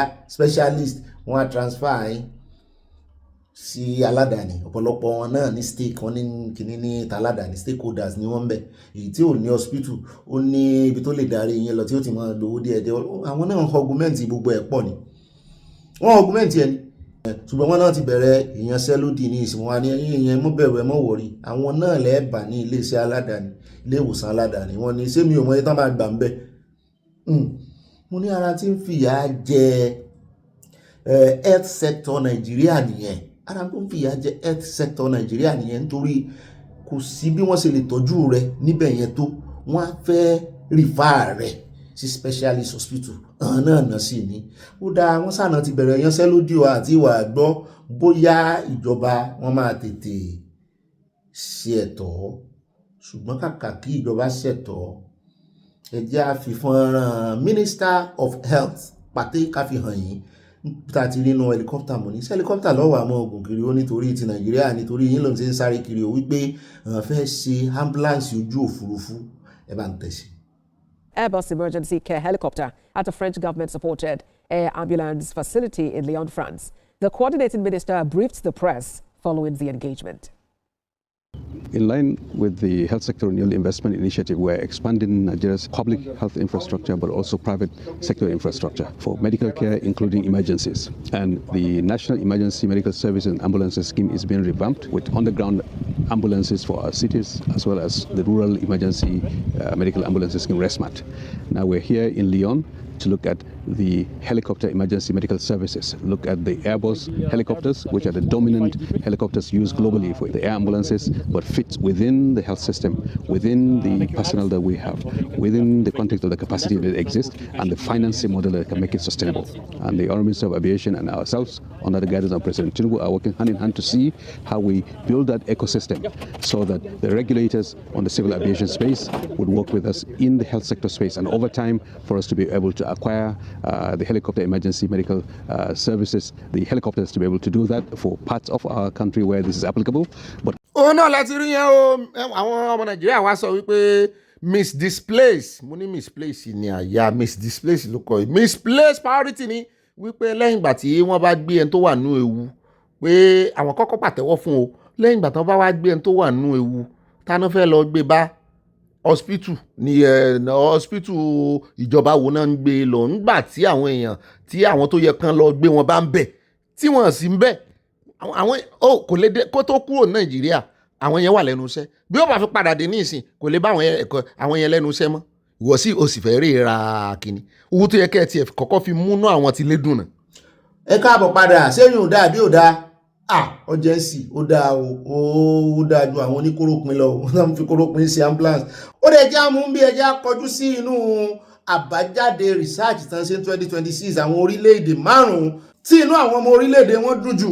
Mo ní Nàìjíríà ló máa gbégbá orókè. Wọ́n ní fún ọdún pípẹ́ ní àwọn orílẹ̀-èdè Nordic, àwọn Norway, àwọn Sweden, wọ́n ní àwọn ṣé Sweden wà lára Nordic, Norway, Iceland, wọ́n jẹ́ nǹkan ẹni tí mo mọ́ mi àárín adé ẹ bá ń fi sí. Wọ́n ní àwọn orílẹ̀-èdè Nordic tí wọ́n ti wà nípò àwọn orílẹ̀-èdè tí inú èèyàn ti ń dùn jùlọ ní àgbáyé, àyípadà ti ń dé báyìí o. Wọ́n ní fún ìgbà àkọ́kọ́ láti ọdún 14 sẹ́yìn orílẹ̀-èdè kan láti ẹkùn Latin America ó wọ ipò 4 orílẹ̀-èdè tí inú èèyàn ti ń dùn jùlọ ní àgbáyé. Mo ní sanla ṣúgà ń bẹ̀ ni. Orílẹ̀-èdè Costa Rica ló ń fìdí ọ̀dùndún léwájú bí ó ṣe fò láti ipò 23 tó wà ní ọdún 2023 sí ipò 4 lọ́dún 2026. ẹ ti ẹ̀rí tá a bá ń bá wọn plane gbà yẹn kí ni aṣọ wọn tó máa ń dàbí ìgbà tí wọ́n bá ń ta nígbà tí wọ́n bá ta lúdò yẹn mo mọ̀ láìkì ẹ o mo láìkì ẹ gan. Wọ́n ní àjọ Oxford Health Research Institute pẹ̀lú àjọṣepọ̀ United Nations Sustainable Development wọ́n náà ni wọ́n gbé àbájáde ìjáde o. Wọ́n ní orílẹ̀-èdè kìíní náà ní Finland, wọ́n náà gbégbá orókè. Finland ló wà ní òkè téńté nínú àwọn orílẹ̀-èdè tí inú àwọn èèyàn ti máa ń dùn ojú. Mo ní kí náà ń ṣe fún wọn ń bẹ̀ kíjọba Nàìjíríà náà rí ikọ̀ wọ́n ní ìkàsíwájú bóyá nọ́mbà 2 ní Nàìjíríà gbé. Wọ́n ní orílẹ̀-èdè Iceland ló gbé gbákejì. Mo ní sálárì wọn dáa ní mo mọ́ta Iceland. Iceland ti gba ipò kejì lọ́wọ́ Denmark fún ìgbà àkọ́kọ́ láti ọdún 2024. Bẹ́ẹ̀ náà ni Denmark tí wọ́n wà ní ipò kejì tẹ́lẹ̀ àwọn wá gbé ipò kẹta báyìí. Costa Rica tá a sọ àwọn náà gbé ipò 4. Sweden ló gbé ipò 5. a jẹ́ pé Costa Rica nìkan ni ò sí nù wọn. Gbogbo àwọn Nordic Norwegians tá a sọ yẹn, Sweden wà nù wọn, Denmark wà nù wọn, Iceland wà nù wọn, a jẹ́ pé mo gbà Finland náà wà nínú wọn. Nàìjíríà ńkọ́ ipò kí ni Nàìjíríà bí àwa náà inú wa ń dùn. Abẹ́rìn nìkan ni smiling, sọ fún yàrá smiling kò kàn pé inú dùn. Àwọn èèyàn ń fi agídí rẹ́rìn Nàìjíríà ni. Ó mà ṣe o, wọ́n gbà fọlọ́run ni. Ẹgbà kádàrà bẹ́ẹ̀ ọba gba kádàrà yóò wà gba kòdòrò. Àwọn tí inú wọn dùn ni country wọn tún clean. Bẹ́ẹ̀ni emission pollution ó mọ níwọ̀n bá ń bì ìyẹn gan tó kí inú èèyàn máa dùn kó jáde kó rí títí kó clean ẹ jẹ́ àpò ń bẹ kò sí Nàìjíríà mẹ́ ẹ jẹ́ wá catapult ká lọ sí Borno ní Maiduguri níbi tí àsìta ìbọn ọta àbọn ti ṣekú pa ọ̀dọ́mọbìnrin ọmọ ọdún 14 àwọn wo ló pa ṣé ìṣe àwọn ọlọ́pàá Nàìjíríà náà tó ń fẹ̀sùn kàn mo jẹ́rìí wọn kò lè jẹ́ àwọn ẹja àgbọ̀n náà wọ́n ní lópin ọ̀sẹ̀ tó kọjá ní ìṣẹ̀lẹ̀ ọ̀hún ṣẹlẹ̀ nígbà tí ọmọdébìnrin náà tó wà nínú ilé pẹ̀lú ẹbí rẹ̀ nílé ìwòsàn ẹ̀kọ́ṣẹ́ ìṣègùn fásitì Maiduguri. My God, àjọ Amnesty International sọ pé ọta ìbọn àwọn sójà ní o kì í sàn ọlọ́pàá ọmọ ní ìsọfún pé kò lè jọ àwọn ọlọ́pàá ń bá ń ríran ń bá ṣe wòlíì wọ́n mọ̀ ríran wọ́n ní àwọn sójà tán dunnú tán yọ̀ ní o wọ́n ń yìnbọn sókè òkè sí wàá rè bá ọmọ ọlọ́mọ ayẹyẹ ẹ̀rọ wò nìyẹn bẹ́ẹ̀ lẹ́sìn máa fi lájúlẹ̀ ṣayẹyẹ ayẹyẹ ìgbéyàwó ó sì lọ bọ́mọ ọlọ́mọ nínú létí o àwọn ojú òpó kan tó máa ń fi oríṣiríṣi fídíò sórí ayélujára nípa àwọn ọmọ ogun sọ wípé ikọ̀ fìjìláńtẹ́ CJTF ló yìnbọn ọ̀hún ó dáa ẹ sáàmọ̀ ṣéǹjì story ikọ̀ ọmọ ogun Operation Adenkai náà sọ pé ikọ̀ fìjìláńtẹ́ CJTF ló yìnbọn ọ̀hún kì í ṣe àwọn sójà o wọ́n tún ti ní kì í ṣe àwọn sójà o ọ̀gá ikọ̀ náà ní ìwádìí àwọn fi hàn pé àwọn fìjìláńtẹ́ ló yìnbọn sókè tí wọ́n fi ń dáwọ́ ayẹyẹ ìgbéyàwó kan tó ń lọ ní ìlú kásàsì ilé àbíèdì ṣùgbọ́n àjọ Amnesty International ti wá gbóhùn sókè wọ́n ní wọ́n gbọ́dọ̀ pèsè ìjọba gbọ́dọ̀ pèsè ètò ààbò tó péye fún àwọn aráàlú wọn lóun ló fà náà tíró àwọn yẹn náà fi lọ ń gbé wọn ká ní aráàlú ká ní àwọn ológun dúró déédéé wọ́n dúró sánsán ni kò ní ara àwọn wàhálà kétò ààbò mẹ́ẹ̀ẹ́rì àwọn ẹbí àti ọ̀rẹ́ ń béèrè fún ìwádìí tó fẹsẹ̀ múlẹ̀ lórí ìṣẹ̀lẹ̀ náà lẹ́yìn tí wọ́n sin òkú rẹ̀ lánàá. My God, ẹ má bínú ní kàdúrà lọ mímí ò gbé ní kàdúrà lọ ẹ já lọ tààràtàrà Wike náà wàá dojúkọ báyìí o wọ́n ní Wike wọ́n gbọ́dọ̀ probe ẹ̀ mo ní kí ló dé ẹ fi ilẹ̀ ó ti lóhun àti ṣeun ti sọ̀rọ̀ wọ́n ní rárá àwọn ò gbà. Wọ́n ní the Nigerian Guild of Editors, the Nigerian Union of Journalists, and the Socio-Economic Rights and Accountability Project have jointly demanded an immediate investigation into a controversial remark by the Minister of Federal Capital Territory, Nyesom Wike, directed at Channels Television anchor Seun Okinbaloye. The call follows Wike's statement during a media chat with Walamonto sọ tó ní ká ní òun ní orí ọ̀fẹ́ rẹ̀ ni òun mú ìbọn suit àbí wọ́n mọ́ suit arrow náà torí kò dárúkọ ọ̀bọ̀n lóòótọ́ ó lè jẹ́ wípé ọfà àwọn ọfà tá a fi mọ́ pẹ́ ló fẹ́ fa ó fẹ́ suit ọ̀pọ̀ gbogbo ohun torí kó suit ó lóun ó wọnú tẹlifíṣàn òun ó sì rí òun ó fọ tẹlifíṣàn wọlé síbi tí ṣe ń wà níbi tí inú bí òun dé torí ẹ jẹ́ ká la ọ̀rọ̀ yẹn délẹ̀ níbi tí inú ṣe ń bí òun dé òun ronú kó ń pa torí bó bá súùtì èèyàn kò sọ bí tí ó ti súùtì ẹ̀ bóyá orí ni bóyá ọ̀fun ni bóyá ikùn ni bóyá ẹsẹ̀ lásán ni bóyá kàn máa dẹ̀ fi sálòmọ́ súùtì ẹ̀ èròǹgbà rẹ̀ ni ó wá lè débẹ̀ kí Sátánì mọ́ lù mọ́ kó kọ̀ǹtró ara. The media and rights organizations condemn the comment as a serious threat. Wọ́n ló serious lọ́dọ̀ àwọn fún ẹ̀tọ́ ọmọnìyàn pàápàá jùlọ fún àwa oníròyìn mú ló dáa bẹ́ẹ̀ agbèsìn lẹ́yìn. In a joint statement signed on Monday ìyẹn lánàá by NGE President Eze Anaba, General Secretary Onua Uke and SERAP Deputy Director Kolawole Oluwadare, one of the groups expressed deep concern over what they describe as a shrinking civic space. Anaba said, "We are seriously concerned that press freedom is in downward spiral with increasing intimidation, harassment, ìdúnkokòmọ́yàn àti ìdojúkọni lọ́nà tó lé wípé wọ́n fẹ́ paná freedom, media freedom. While defending the broadcaster right to speak, Anaba stated, like every individual, Okinbaloye is entitled to express, to his own expression, to exercise his right of freedom. Pé ó ń fọ̀rọ̀ wáyàn lẹ́nu wò kò sọ wípé kó jettison freedom tiẹ̀ náà. Ẹni tó ń fọ̀rọ̀ wá lẹ́nu wò ní freedom. Bẹ́ẹ̀ náà sì ni ó kì í ṣe journalist tí ẹ̀ níwọ̀ Wike tó fẹ́ mọ́ kọ́ níṣẹ́ rẹ̀. Journalist fààyè gba freedom of speech. So bó ṣe fààyè gba ẹni tí wọ́n interview náà ló fààyè gba ẹni tó interview èèyàn. According to the group, the right to freedom of expression applies to all kinds of information and ideas, including those that may shock, offend, or disturb, stressing that any form of effort to coerce the holding or not holding of any opinion is prohibited. Nínú òfin Nàìjíríà o. They further blame Nigerian authorities for failing to address growing attacks on journalists, noting that the continuing failure by the Nigerian authorities wọ́n làwọn ò ní gbà. Wọ́n nítorí tó bá mú ilé ìjẹ, wọ́n ní sàn mọ tí ìjọba lè fi ojú àwọn oníròyìn pàápàá jùlọ pẹ̀lú òfin cybercrime. Mo ní ẹgbèjà rẹ̀. Ṣéun náà sì rèé body language ẹ̀ ò jọ ẹni tí kò fẹ́ kán gbèjà wọn, ó fẹ́ kán gbèjà wọn. Toró ti lóhun ò bẹ̀rù Wike kàn wá ọ̀nà láti ṣèkìní ni tó bá jẹ́ country gidi ló ti sọ̀rọ̀ ọ̀rọ̀ yìí yóò jẹyàn rẹ̀ nsọ yóò tiẹ̀ ti kọ́kọ́ resign. Ẹ láwọn ló gbé ẹni tó wà nínú ọlọ́tí ni ọtí ń pa á mọ́ bó bá nígboyà. Ẹ mọ̀ báwọn èèyàn máa ń mọtí láti fi tóòsì obìnrin. Mọ́ mi bò náà ṣe tóòsì yín. Mọ́ mi Mùsùlùmọ́lá olè o. Àti bí dáàdì ṣe tóòsì yín mọ́. Ó dá ẹja tẹ̀wájú ẹja kò lórí ẹ̀.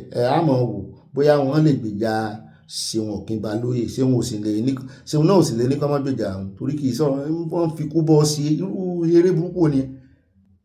Ìyẹn wà máa fi kú bọ́ sí òun ó yìnbọn lu òun ó sùn tirẹ̀. Ìbọn náà ni máa fi sùn ti èèyàn. Ìbọn ni.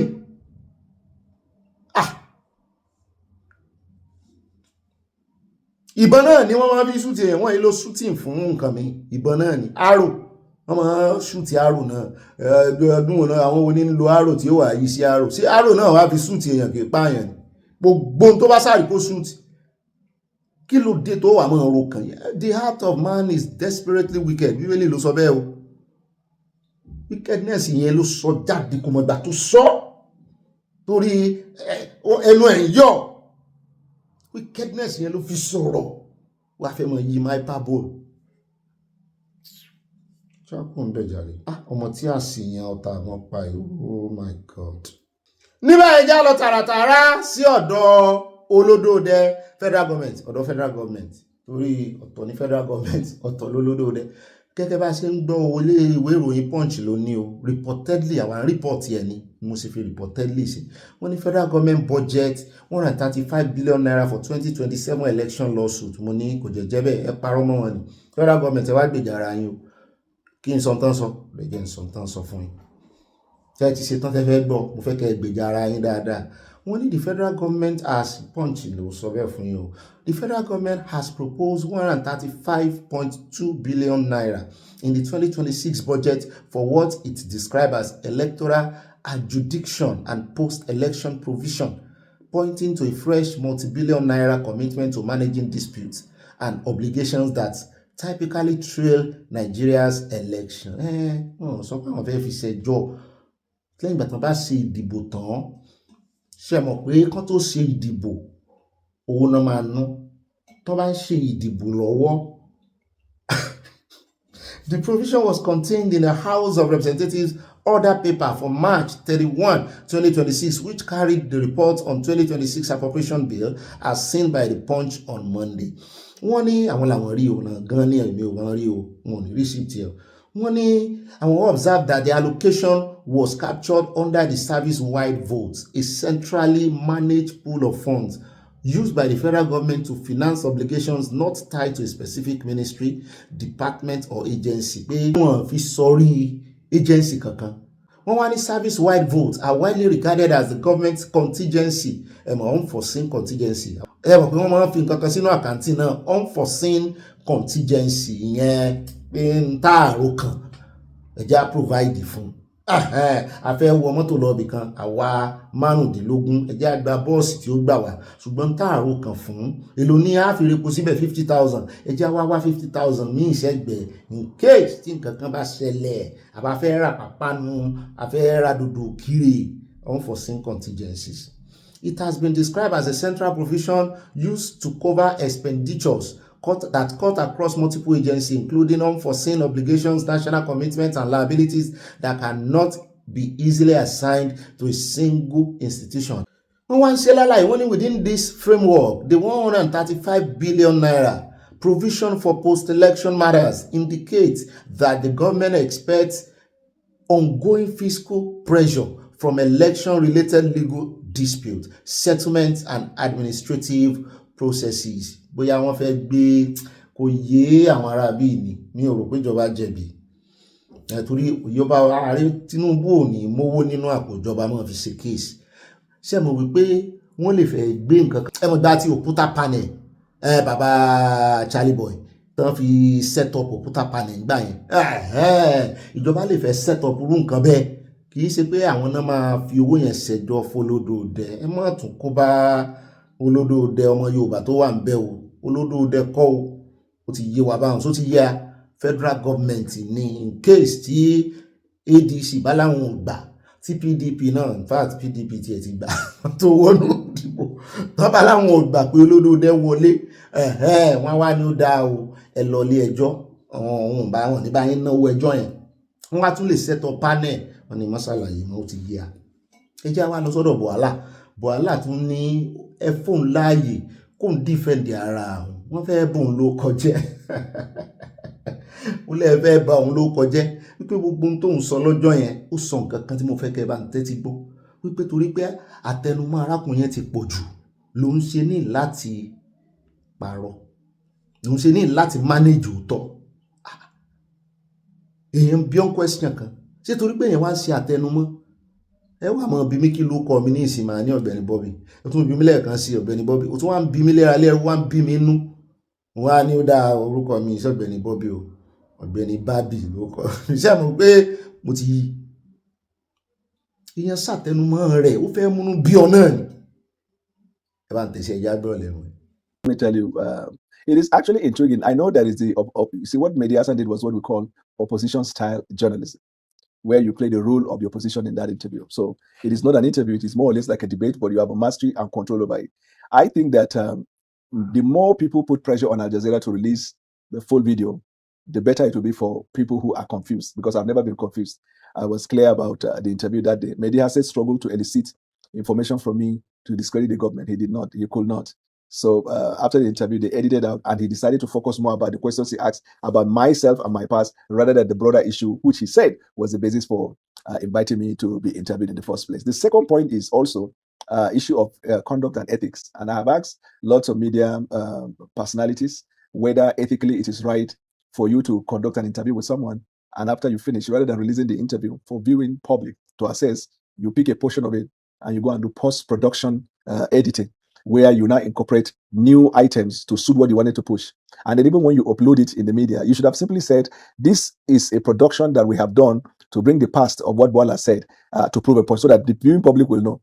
Because 90% of the opinion on social media that I have seen were made by people who thought that on the day I was asked a question I denied, and they played the video and I was still denying. One of them is a gentleman called Daddy Freeze, whom we had an interview. And after I finished the interview, he called on people who were present at the meeting. Luckily, one of the individuals that was present on that day confirmed to Daddy Priest that there were quite a number of items in the interview that were edited out, and that in his opinion, there were areas where Bola was strong at putting it to Mehdi Hasan. If I even counted 2-3 people that asked questions and I answered them and they were not part of it. So it is an issue of ethics. But for me, I have never been doubtful of the performance that day. It is top-notch performance on my part. History will tell. There is the second portion. You say whether it is a public officer that is called to accountability or caught up and things like that. Let me give you a perspective to that. In that interview, the first 15 minutes, he started out by asking me to answer questions relating to the things I said about the president when I was in the opposition. Repeatedly, I admitted to them. I even told him, I have said more than what you are just mentioning. But please, let us keep that one and focus on why you said you invited me. He continued doing it. So at the point I questioned, I said, if you continue on that line, I was going to just deny it. He continued on that line, and then I activated the mode, because I wanted to discourage him from asking questions on what in law we call ask and answer. You have asked and I've answered it. You repeated, I answered it. You did another one, I answered it. So there's no point repeating it. It's not a show. It's an interview where you want to interrogate the government. So that's why I kept saying denying. But the viewing public, because he went back to bring those things, they felt as if I consciously lied about the things I said about the president. Who doesn't know in Nigeria? For 1 year after I returned to the president, I have appeared in all television houses. News Central, for example, not less than 3 times. Where different anchors in this television station asked me about the past. I admitted. Arise TV, all television houses in Nigeria for more than 1 year. So it's something that is in the public domain. And when he started, I admitted. The next thing is, let's go to the question of security, corruption that you talked about.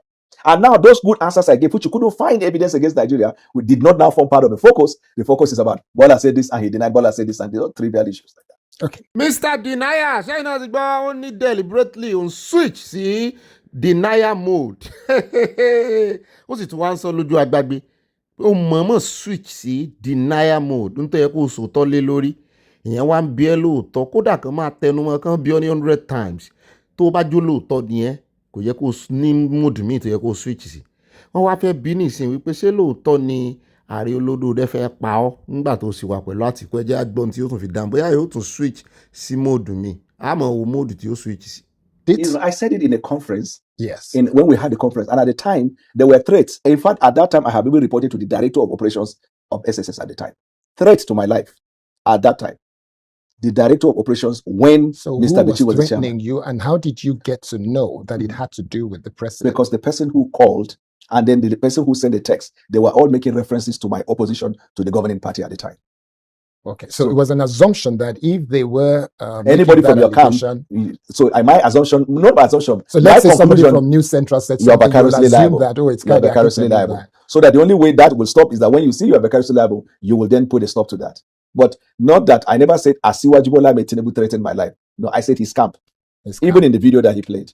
Okay. Yeah. So, but what about the other things? So you're saying with regards to the other things that were highlighted, they were all true. You said them. You can testify here that yes, you said those things. Even in that interview, I admitted. No, but you did not. You did not admit in that interview because that, you were denied the right to see the ones when I admitted in the version that they refused to release. Okay. Oh no, there were some that you admitted. Yes. But the ones that you denied on the basis that you were tired of having to admit everything because you didn't want to. And those same questions were asked earlier on. It's a repetition. Oh, okay. But you know that you're a lawyer and you have a master's degree in law on the verge of completing your PhD. So you're not a small lawyer.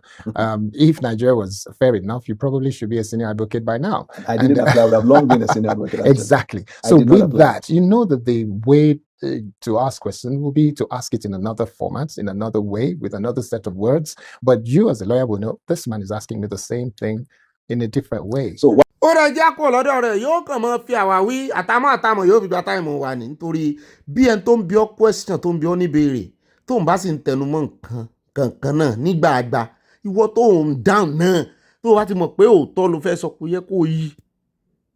Abirú àwọn ẹ̀dá wo leléyìí náà wọ́n integrity ṣe jìnnà sí wọn báyìí náà. Ó tún wá padà wá tó tún ní opportunity láti sọ̀rọ̀ ó tún wá ń sọ lójú agbágbé ní ìsìn wípé ó yí o change sí mode láti deny nítorí pé ó ti ń béèrè question lọ́wọ́ ẹ̀ jù kì í ṣe question lórí answer ń bẹ̀ ni àbọ̀ sọ fún ọ pé question and answer ni interview òun rè answer question ni ìfẹ́ àwọn abiọ́ láwọn question tó iṣẹ́ tiẹ̀ ló dẹ̀ ń ṣe torí ó mọ question béèrè nìyẹn ó máa bí ẹ débi tó máa bí ẹnu tó bá dẹ̀ ti bínú wọ́n nínú ìbínú lẹ́yìn mọ́ sóòótọ́ wọ́n lẹ́yìn rẹ́rìn sóòótọ́ ẹgbọ́n sí lóòótọ́ ni àwọn oní psychology ló tún sọ bẹ́ẹ̀ o wọ́n ní inú ìbínú ẹ̀ wá ti wà ń gà díẹ̀ wọ́n ní yóò sóòótọ́. ó ti wá gbàgbé wípé tí interview àbámúnú bí ọ kì í ṣe interview ló ń dá lóhùn bí kò ṣe wípé àwọn èèyàn ogunlọ́gọ̀ àwọn èèyàn lágbàáyé ló ń wù ọ́ tó o sì wá represent olódòdẹ wọ́n wá ń switch kiri. Ìswitch kú switch nìyẹn ìswitch burúkú ó ń paná ń tàn ìwà burúkú ìwà rẹ̀ ò dáa tó ń sọ fún wa sí ní wípé òun lè switch sí rọ́ òun lè switch sóòótọ́ padà kóun tún switch sí rọ́ ọ̀gá ni ọ́ ọ̀gá. Sẹ́yìn náà ti gbọ́ ohun tó sọ bẹ́ẹ̀ náà ni ara tó sọ wípé wọ́n ń dúnkùkù lajà mọ́ ń gbà náà ó sì wà ní sáìdì tàtíkù ọ̀gá rẹ̀ tó náà rí ìnáwó lọ́bì lẹ́nujọ́ mẹ́ta ó wà ń bẹ́ gbaná ó láwọn káàmpù olódòdẹ wọ́n ń dúnkùkù lajà mọ́ ẹ̀mí òun wọ́n ń tírẹ́tì òun wọ́n ń dúnkùkù lajà wọ́n ń dúnkùkù mọ́ ẹ̀mí òun káàmpù olódòdẹ. Nígbà tó wá ní ṣe bí káàmpù ẹ̀ ló pè é ta ní káàmpù ó mì ń pẹ́ tó ní káàmpù mọ̀ sí wá ní ìdárúkọ sẹ́rí di mọ́ tó ń gbìyànjú láti wá ṣe image making bẹ́ẹ̀ náà ló tún ń destroy image ẹ̀ sí kò make nǹkan kan image breaking lélẹ́yìí tó wá ṣe. ẹ jẹ́ kó ń bẹ́ẹ̀ jẹ́ wá dé ọ̀dọ̀ ìkan lára àwọn ọmọ ológun bàbá yìí tó ti jagun fẹ̀yìntì, àwọn ọmọ ológun ojú òfurufú ni. Wọ́n ní I am in disbelief. Wọ́n ní ó ń kọ́ àwọn lóyìí wípé Nigeria Armed Forces táwọn serve nú ẹ̀ táwọn wà proud of nígbà kan pé today is handicapped. Tó bá ní nǹkan wà handicapped ni pé bóyá wọ́n sọ ọwọ́ rẹ̀ kò lè ṣe nǹkan, kò ní ipá láti ṣe kinní yẹn. Yìí ṣe handicap kírípù a lè lo kírípù náà wá ní handicap lè yàn bóyá mèkútúrú pé iléeṣẹ́ ológun ti di mèkútúrú nǹkan mo sọ bẹ́ẹ̀ ẹ bá ń tẹ̀ sí mo fẹ́ gbọ́ ìdí tí Air Commodore Àbáyọ̀mí Balógun ọmọ Yorùbá ni tí wọ́n fi sọ bẹ́ẹ̀ retire ni o retire Air Force officer. Yeah, sadly that's what the storyline says because the military, they are succeeding in some places, but then you want total security for all the citizens. Now, I sit down in disbelief to see that my armed forces, the armed forces I served, is today handicapped in a lot of ways. But I still believe that despite the handicap, we can still overcome if we choose to do the right thing at the right time. Because for me, right now, we are reactive. For a while, we have been reactive. We have not been proactive. And how do you become proactive? It's when your operations are intelligence-driven. We must be able to get there before the enemy. You must be able to know the enemy. You must be able to determine their intentions, their course of actions. Then you will take preventive and preemptive measures to prevent them from doing anything. But right now, we allow them to plan. We allow them to group until they attack us. Then we respond. Now, how do we respond? Even the response, we still don't have that capability of quick response. So you hear that these guys have come, they have attacked social place, and they left into thin air. No, if we have the quick response squad, which is air mobile, if we go into that compact air mobile, who are ready, always available to be deployed at short notice. When we were flying, we had alert phases. And when we are at alert Alpha, we are seated in the aircraft waiting for the go. So if there's anything, we are already seated in the aircraft and we are taking off. That has not been done now.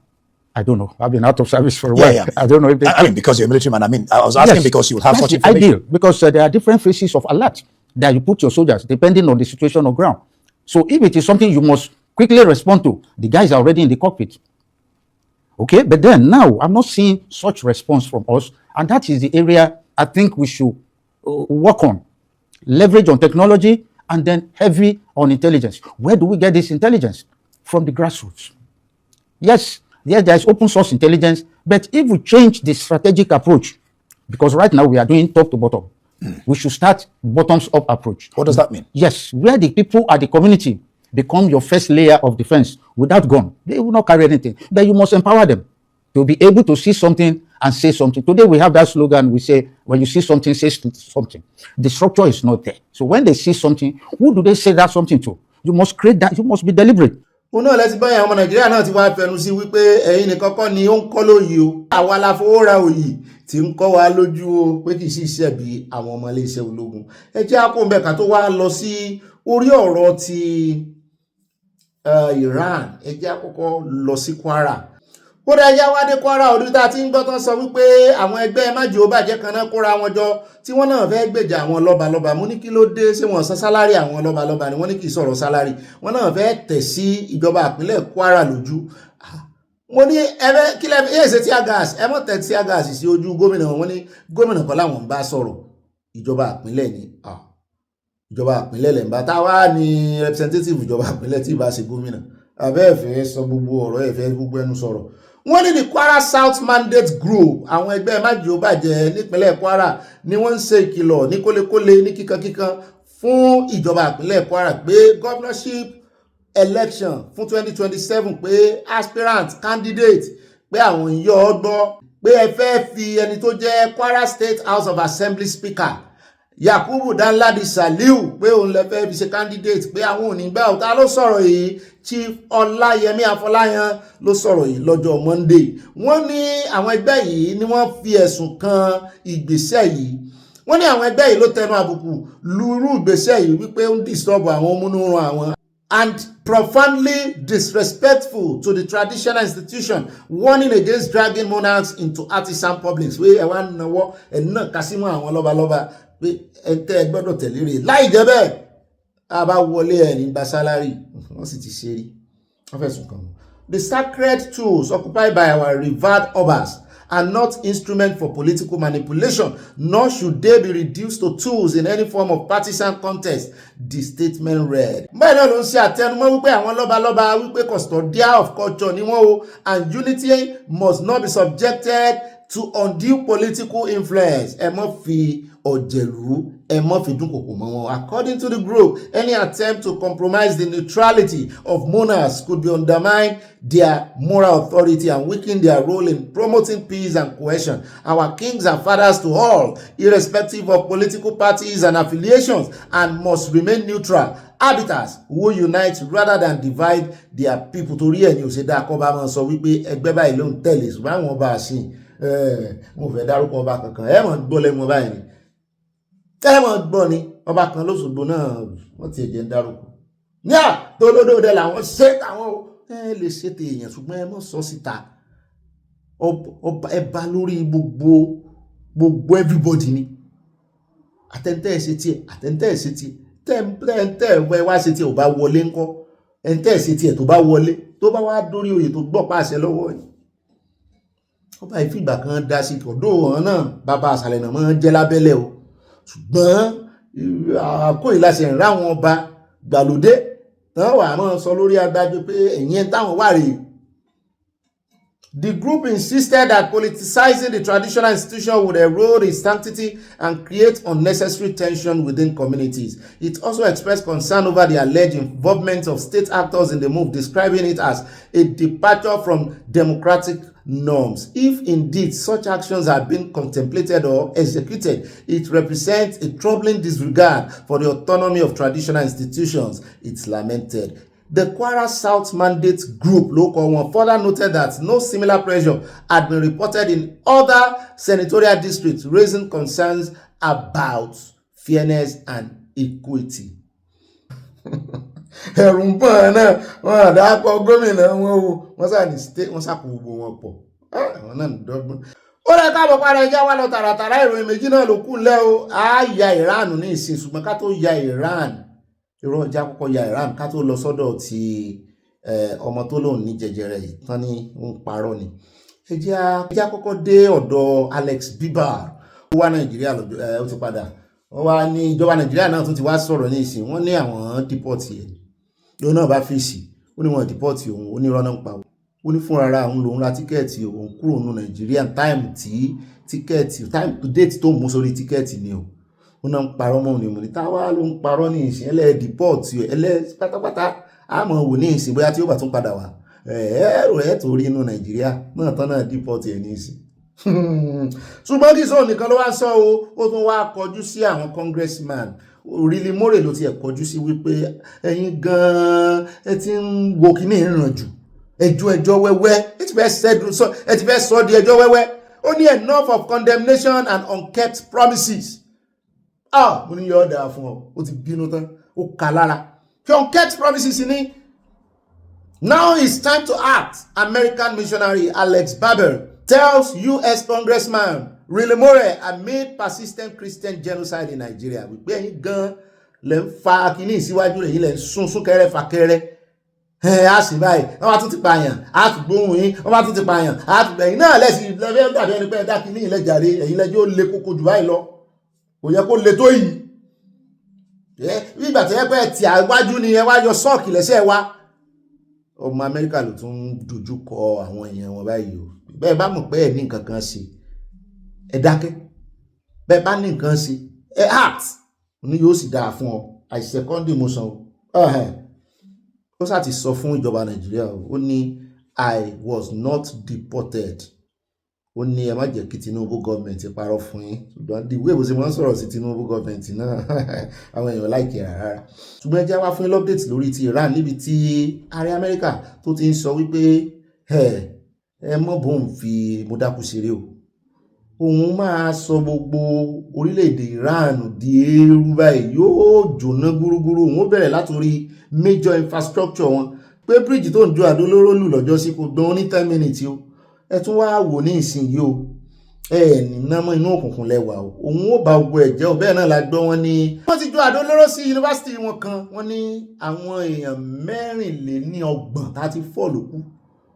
Pé bẹ́ẹ̀ náà ní Israel tún wọ̀nù àwọn ọmọ Iran pé àwọn ò bá gọ́ọ̀mẹ̀ntì wọn sọ̀rọ̀, ẹ̀yin ọmọ wọn làwọn wọ̀nù kí gbogbo nǹkan tẹ́ ń lò tẹ́ fi ń sara rin dín náà fẹ́ bàjẹ́ o. Ẹ mọ̀ wọ train o, gbogbo train station yẹn náà fẹ́ ó ní ilé ìmọ̀ lágbára. Trump náà sì ń sọ, ó ní òun bá wọn wojú aago báyìí ni pé heartbeat òun ó ń ṣiṣẹ́ pẹ̀lú ọwọ́ aago ni.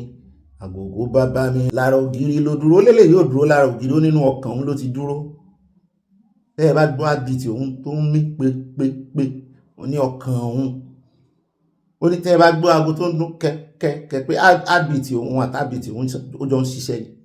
Mo lélẹ̀ ìlágbára o. Ó ní gbogbo nǹkan tó jẹ́ nǹkan amúlùdùn, gbogbo nǹkan ló máa bàjẹ́, gbogbo infrastructure pé láàrin 100 years wọn ní bọ́m̀bẹ̀ pé ibi tó ń bàjẹ́ dé gan pé ó sì máa take wọn bí 20 years láti rebuild ẹ̀. Ṣùgbọ́n tán bá lè ceasefire ní ìsìn, òun ó bá fọwọ́sowọ́pọ̀, àwọn máa build Iran. Ṣùgbọ́n wọ́n bá ti lè fọwọ́sowọ́pọ̀ pé kò sí ẹni tó lè mú òun o. Tí mo tiẹ̀ ti rí tí Russia ti kọ́ àwọn ọmọ rẹ̀ kó ń bẹ̀, mo ti mọ̀ kó fẹ́ le. Bẹ́ẹ̀ náà ni Russia náà dáná ya Ukraine o. Ṣé Russia yẹn lè wá expect kó wá sọ fún America pé kan stop síbẹ̀? Kò possible.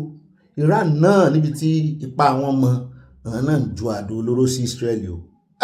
Ṣùgbọ́n lórí ti Strait of Hormuz, America ní tán bá ti ṣí ilẹ̀kùn bẹ̀ tán fi ènìyàn dọ́là fáwọn tán fẹ́ máa pàṣẹ pé sì ń pọ̀ àṣẹ. Ṣùgbọ́n àwọn èèyàn bẹ̀rù fún America náà pé kó mọ̀ jẹ́ wípé n tó ṣẹlẹ̀ sí UK lọ́jọ́ sí ìgbà tán jẹ́ world power pé àwọn náà ti tó tán fẹ́ fìdí rẹmi. Mo ní UK ò invest púpọ̀ sínú nǹkan ogun tó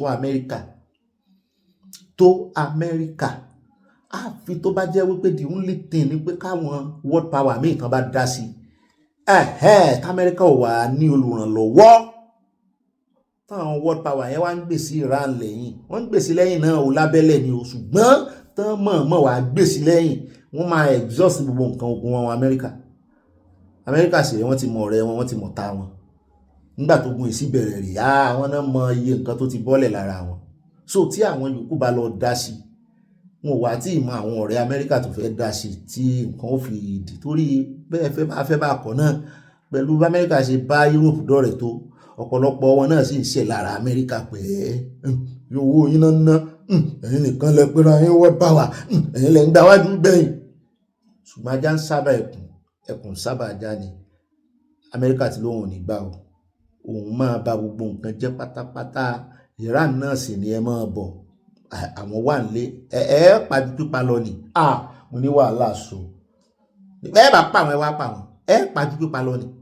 Iran rejects US ceasefire plan. Trump náà sọ wípé no going back. Ṣùgbọ́n mi wá faramọ́ yunifásitì tán rí bọ́ǹbù yìí o. Wọ́n ń dẹ́mi àwọn aráàlú civilian légbodò.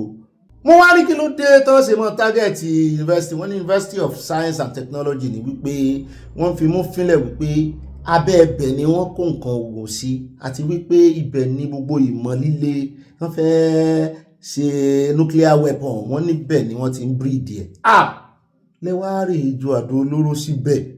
Wọ́n ní ṣùgbọ́n àwọn ti Iran náà ti ń dáhùn, wọ́n ní wọ́n ju bunker buster síbẹ̀. Wọ́n ní ṣùgbọ́n Iran náà ti wá dáhùn pé wọ́n gbàgbé ní ààrẹ PM Israel pé ó gbàgbé wípé understanding that Iran's knowledge, wọ́n ní he fails to understand that Iran's knowledge is not embedded in concrete to be destroyed by bombs. But ó níbi tí agbára àwọn wà gan, ó ní is the will of our professors and elites. RF, who is a Stanford University educated engineer, said of Trump wípé kó gbogbo technology kìíní àwọn kó ju àdó olóró síbẹ̀ pé inú orí inú ọpọlọ àwọn professor àwọn mo ní ẹtún ti ń fẹnu kó bára yín tó bá bẹ̀rẹ̀ sí mú àwọn professor yín lulẹ̀.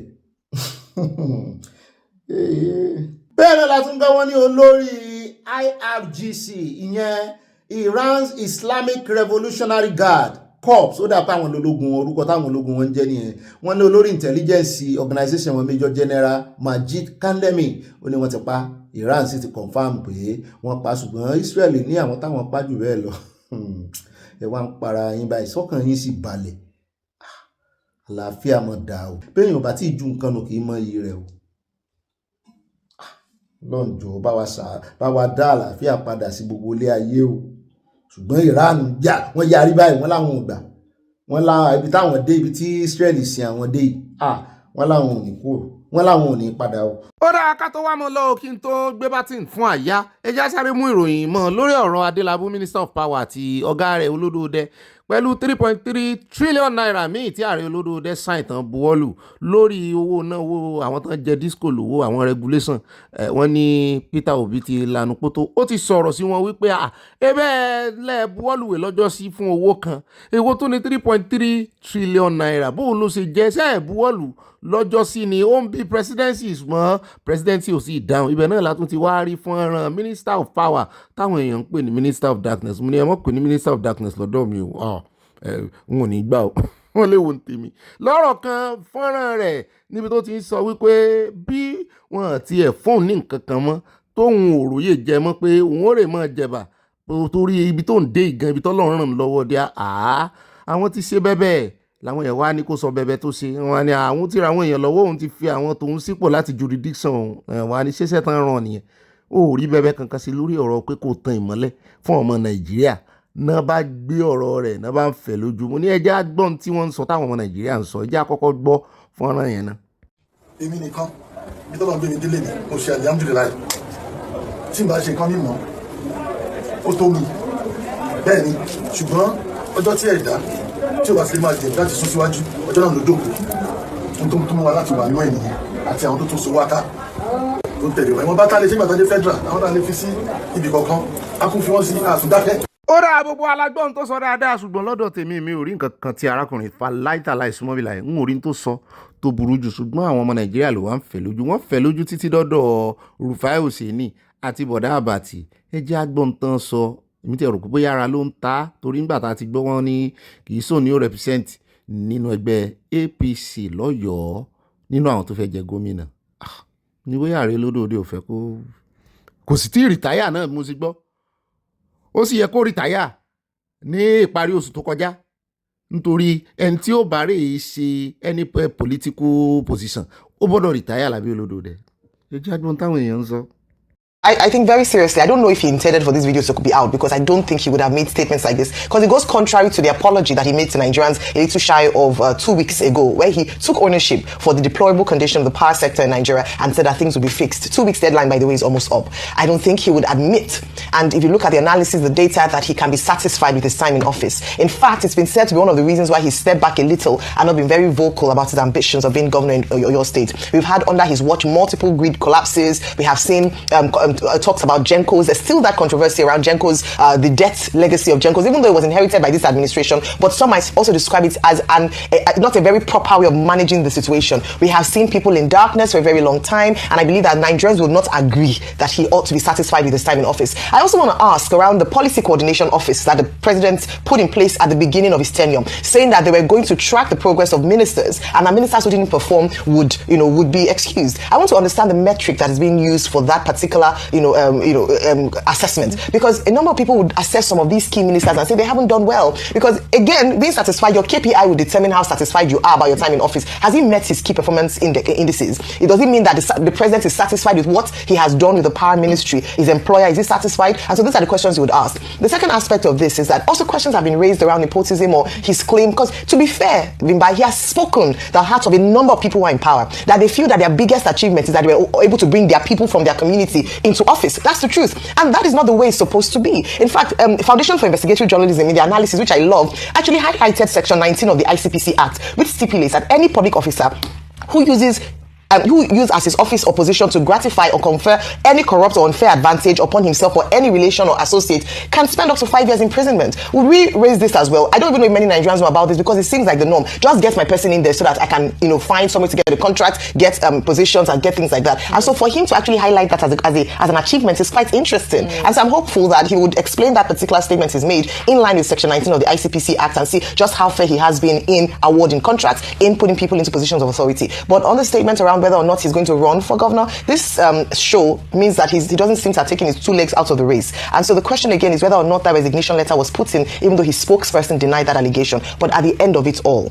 the people who are the real judge of whether or not he's done well in office, whether or not he should run for election based on his performance in certain areas of responsibility, are the people of Nigeria, people who would get the ballot to vote for him at the end of the day. And then there was some journalists, sorry, Dr. Abati, before I come to you, there was some investigation around that section of the Constitution regarding having to recuse yourself from appointment. And they say the Constitution actually says it's before primaries, not necessarily that there's a deadline, a specific deadline given in there. So just putting it out there that it's still possible that some may still resign outside of that deadline that was issued and may still be in their constitutional rights. But it was because the president gave a directive. So there's also the presidential directive away from what the Constitution says. You see, there are some laws, some regulations in this country that will fall under the category of dead laws. That's a law that is of no effect because the people, either for cultural reasons or by convention, do not respect those laws. And that's why we often say that the true test of a law is in its implementation. Just like bigamy, for example, is a dead law in Nigeria because it's not been fully tested. Now, in this particular case, this nepotism has been there. It's one of the reasons why we had the first school in this country. People always favoring people from their own areas. What we do not understand is the shamelessness of a man who had once served as a deputy governor of Central Bank, who has also been appointed as a minister of the Federal Republic, to come and tell his people, because if you look at it contextually, these are his own local people, that he's been able to put many of his people in positions of power. That's a confession of nepotism. But it doesn't matter because they all do it. Yeah.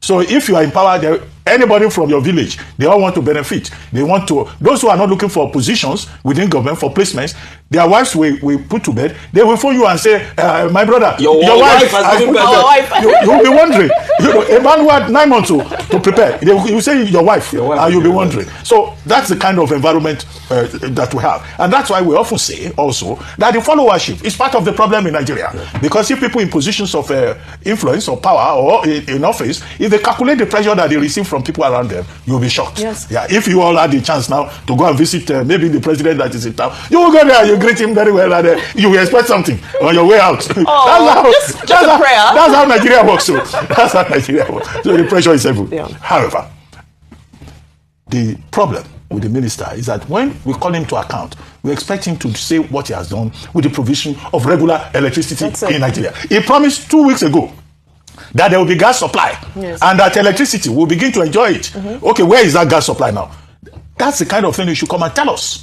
And then what kind of framework has he put in place? We have said on this table that there's a need to review the framework for energy, for the energy industry and for electricity delivery. What has he done about that? But he sits in his village, he tells them that I've been able to put many of your children in places, and that even if he doesn't do anything again in life, alhamdulillah, he had to put God's name into it. Because that's also a trigger for Nigerians' religion. The moment you mention God, everybody, they know, the politicians know how to push the buttons of the people. What makes them happy? They sure do. Well, there you have it. Your Minister of Power is satisfied with his time in office. Well, we are not satisfied. We sure are not. We sure are not. We're still waiting for stable power supply. Ó dáa ní ìrìjú báyìí lọ nínú ìròyìn tòní o, ó ṣẹ́kù ìròyìn kan ṣùgbọ́n àyá ni ó àndú ẹ̀ nínú abala ìbára yìí. Ọ̀rọ̀ ti arábìnrin tó lóun ní kánsà tó lè mú rẹ́kọ̀dù aláìsàn mi tó ń lò fúnra rẹ̀. Ní sọ tún fi yẹn ṣoṣo lẹ́ni. Torí mi ò tí mọ̀dí tó ṣe é ṣe. Wọ́n sá ti ní wọ́n fẹ́ gbé ìwádìí kalẹ̀ báyìí, ó sì ti ń fi gbowó lórí ẹ̀rọ àgbàgbé. Aya ìwọ ni kó ṣe lálàyé fún wa. Jẹ́ kémi dágbére fún yín lórí ètò lónìí oníyan sí ọlọ́bẹ̀ sí àwọn àfẹ́jẹ́ náà. Akọ àìbínú yọ ya pè ní yẹ ẹlẹ́ bọ́ bá dilẹ̀ bá pín kó dénú yín. Bó bá dénú yín bọ́ bá dilẹ̀ báyìí báyìí ẹ bá pín. Bẹ́ẹ̀ náà ni ẹ mọ bá tẹ like, ẹ mọ bá share náà. God bless you. I see you tomorrow by God's grace. Goodbye. Ó rẹ́ o, mo tún kí yín káàbọ̀ sínú Abala Ìbára yìí. Ẹ jẹ́ á mú látọ̀dọ̀ àwọn dókítà òyìnbó. Ìròyìn ayọ̀ wọ́n ní a sọ fún yín pé kẹ́ ẹ mọ́ páyà, pé kẹ́ ẹ mọ́ bẹ̀rù mọ́ o, wípé àwọn ti padà sẹ́nu iṣẹ́ o. Ẹ rí wípé àwọn oníròyìn bàbá múra, wọ́n mọ̀ pé àlónírọ́, àbíkúso lóògùn dèké. Ọlọ́run ló ní ká tètè rí update ní ìsìn. A ti fẹ́ jùròyìn lálẹ́ ká tó rí update. Wọ́n ní wọ́n sá ti láwọn èèyàn sẹ́lódì mọ̀. Wọ́n sì ti bẹ̀rẹ̀ nídàájí òrọ̀ yìí. Wọ́n fi ṣe àfẹ̀mọ́jú ni. Wọ́n fi ṣe night vigil. Wọ́n ti láwọn òṣèmọ́ wọn láwọn fún federal government dé on the 21st. Ká mọ̀ wò. Bóyá àwọn ni wọ́n ní nǹkan ṣe, bóyá federal government ni. Yóò sojú wa torí federal government sọ fún wọn wípé àjẹmọ́nú tán ń béèrè fún àwọn ò ní. àmọ̀wò tán fẹnu ọkọ̀ gùn lẹ́sì ẹ já wa lọ sọ́dọ̀ bàbá kan tán fẹ́ já wa sí wọ́n fẹ́ sọ àsọdùn ọ̀rọ̀ wọ́n fẹ́ fẹ́ lójú díẹ̀ sí lórí ọ̀rọ̀ pásítọ̀ tá a gbé wa tó ní kọ́mọ́kùnrin pásítọ̀ òun ìṣe ara kan òun àwọn ìṣe church àwọn ìsọmọlẹ́yìn Jésù àwọn òsì lo Bíbélì. Oríṣiríṣi àwọn èèyàn ló ti wá ń sọ̀rọ̀ lára wọn ni bàbá tẹ̀ ń wò yìí bẹ́ẹ̀ náà ni ọ̀pọ̀lọpọ̀ àwọn kìrìsìtẹ́nì ló ti jáde tí gbogbo wa sáà ń pẹ̀tù sí àwọn oníṣẹ̀ṣe nínú wípé ẹ mọ̀ dán oníjàgíjàgí lóhùn ó dàbí ẹni pé wọ́n ti fẹ́ mọ́ yọrí jáde nínú kìrìsìtẹ́nì náà ṣùgbọ́n inú mi wá dùn wípé ó fẹnu ara rẹ̀ sọ ó lóun ò sí lára àwa kìrìsìtẹ́nì ó lóun ìsọmọlẹ́yìn Jésù ẹ jẹ́ á gbọ́rọ̀ tí bàbá ìfẹ́ sọ fún. fídíò mi lọ sí ọ̀dọ̀ prophet Ọ̀dẹ́dọ̀yìn Ezekiel bàbá wa tabolika the white calling àwọn ni wọ́n ní fídíò yìí mo fẹ́ kí àwọn tí ó bá mọ prophet Ọ̀dẹ́dọ̀yìn yẹn kó bá mi táàgì wọn kó tó bá mi táàgì wọn ní fídíò yìí mo mọ̀ pé wọ́n á rí wọ́n á dẹ̀ ṣe àwọn àtúnṣe ẹ jọ mi ò rò pé a nídìí wàhálà tàbí ká máa fa ìjọ̀gbọ̀n nínú ẹ̀sìn ní Nàìjíríà nínú àwọn ẹ̀sìn mẹ́tẹ̀ẹ̀ta tó wà ní Nàìjíríà kò ṣẹlẹ̀ tí mi ò rò pé ó jẹ́ ẹ̀sìn àlàáfíà nínú mẹ́tẹ̀ẹ̀ta tí àwọn tí ó bá ń tukọ̀ àwọn tó ń tukọ̀ ẹ̀sìn yẹn tó bá ti jẹ́ ẹni àlàáfíà ẹ̀sìn àlàáfíà lẹ̀sìn mẹ́tẹ̀ẹ̀ta Christianity Islam àti àwọn traditional believers mẹ́tẹ̀ẹ̀ta ẹ̀sìn àlàáfíà ni ẹ rí i pé ní ayé àtijọ́ gbogbo wa ni à ń ṣe tiwa tí ò sí jà tí ò sí wàhálà ṣùgbọ́n nígbà tí fanatics bíi prophet Ọ̀dẹ́dọ̀yìn tán bá ti bẹ̀rẹ̀ sí gba mantle of a leadership wàhálà máa ń ṣẹlẹ̀ even nínú Islam tẹ́ bá rí àwọn imam chief imam tó yẹ pé ó wà violent in nature tí wọ́n bá gba mantle of leadership ní mosque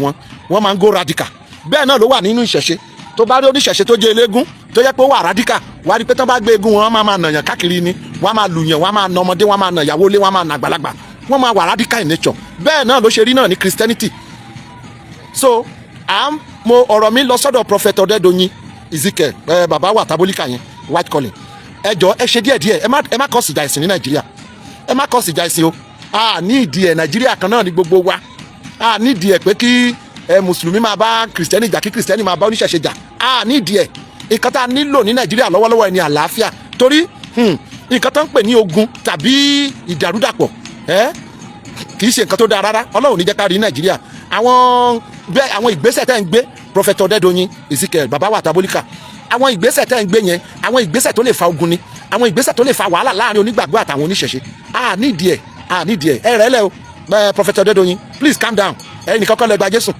ẹ̀yin nìkan kọ́ lẹ mọ Kristi o ẹ lọ sí ojúbọ lójúbọ ẹ lọ máa sọ pé ẹ gbé kinní kan mi bẹ́ẹ̀ náà lẹ lọ sójúbọ Ọ̀ṣun mi ò kì í ṣe pé bóyá mò ń hold the brief fún Ọ̀ṣun people you understand me I am a prophet of God but àwọn nǹkan kan wà tó yẹ pé ẹ nídìí láti lọ sí kinní Ọ̀ṣun Òṣogbo níbi ìdí èṣù wọn kẹ́ ẹ lọ máa sọ pé kẹ́ ẹ lọ máa ṣe rádaràdà ń bẹ̀ gbogbo nǹkan tẹ́ ẹ lọ ṣe ń bẹ̀ rádaràdà ni lójú tèmi o rádaràdà lẹ lọ ṣe ń bẹ̀ yẹn because ẹ nídìí ẹ kí lẹ lọ sí ìdí èṣù wọn fún kí lẹ lọ síbẹ̀ fún ẹ fi wọ́n lẹ̀ Nigeria is a secular country it's a secular state gbogbo ènìyàn pátá ló lẹ́tọ̀ọ́ láti ṣe religion tó bá fẹ́ ẹ̀sìn tó bá wù ẹ́ ló lè ṣe ó lè ṣe Christianity tó bá wù ẹ́ irú èmi báyìí ilé babaláwo náà bí mi ẹ̀rọ orúkọ mi ni agbópéjúpésẹ̀ orúkọ àbísọmi gan ìfàlẹ́yẹ ifá náà ń dá nílé bàbá tèmi ṣùgbọ́n mo choose láti jẹ́ Christian because mi ò ń ṣe bébì nǹkan tí mo choose láti ṣe nìyẹn mo nífá mo ní gbogbo ẹ̀ nígbà kan nígbà tó tákòókò kan tí Olúwa pè mí mo gbé dànù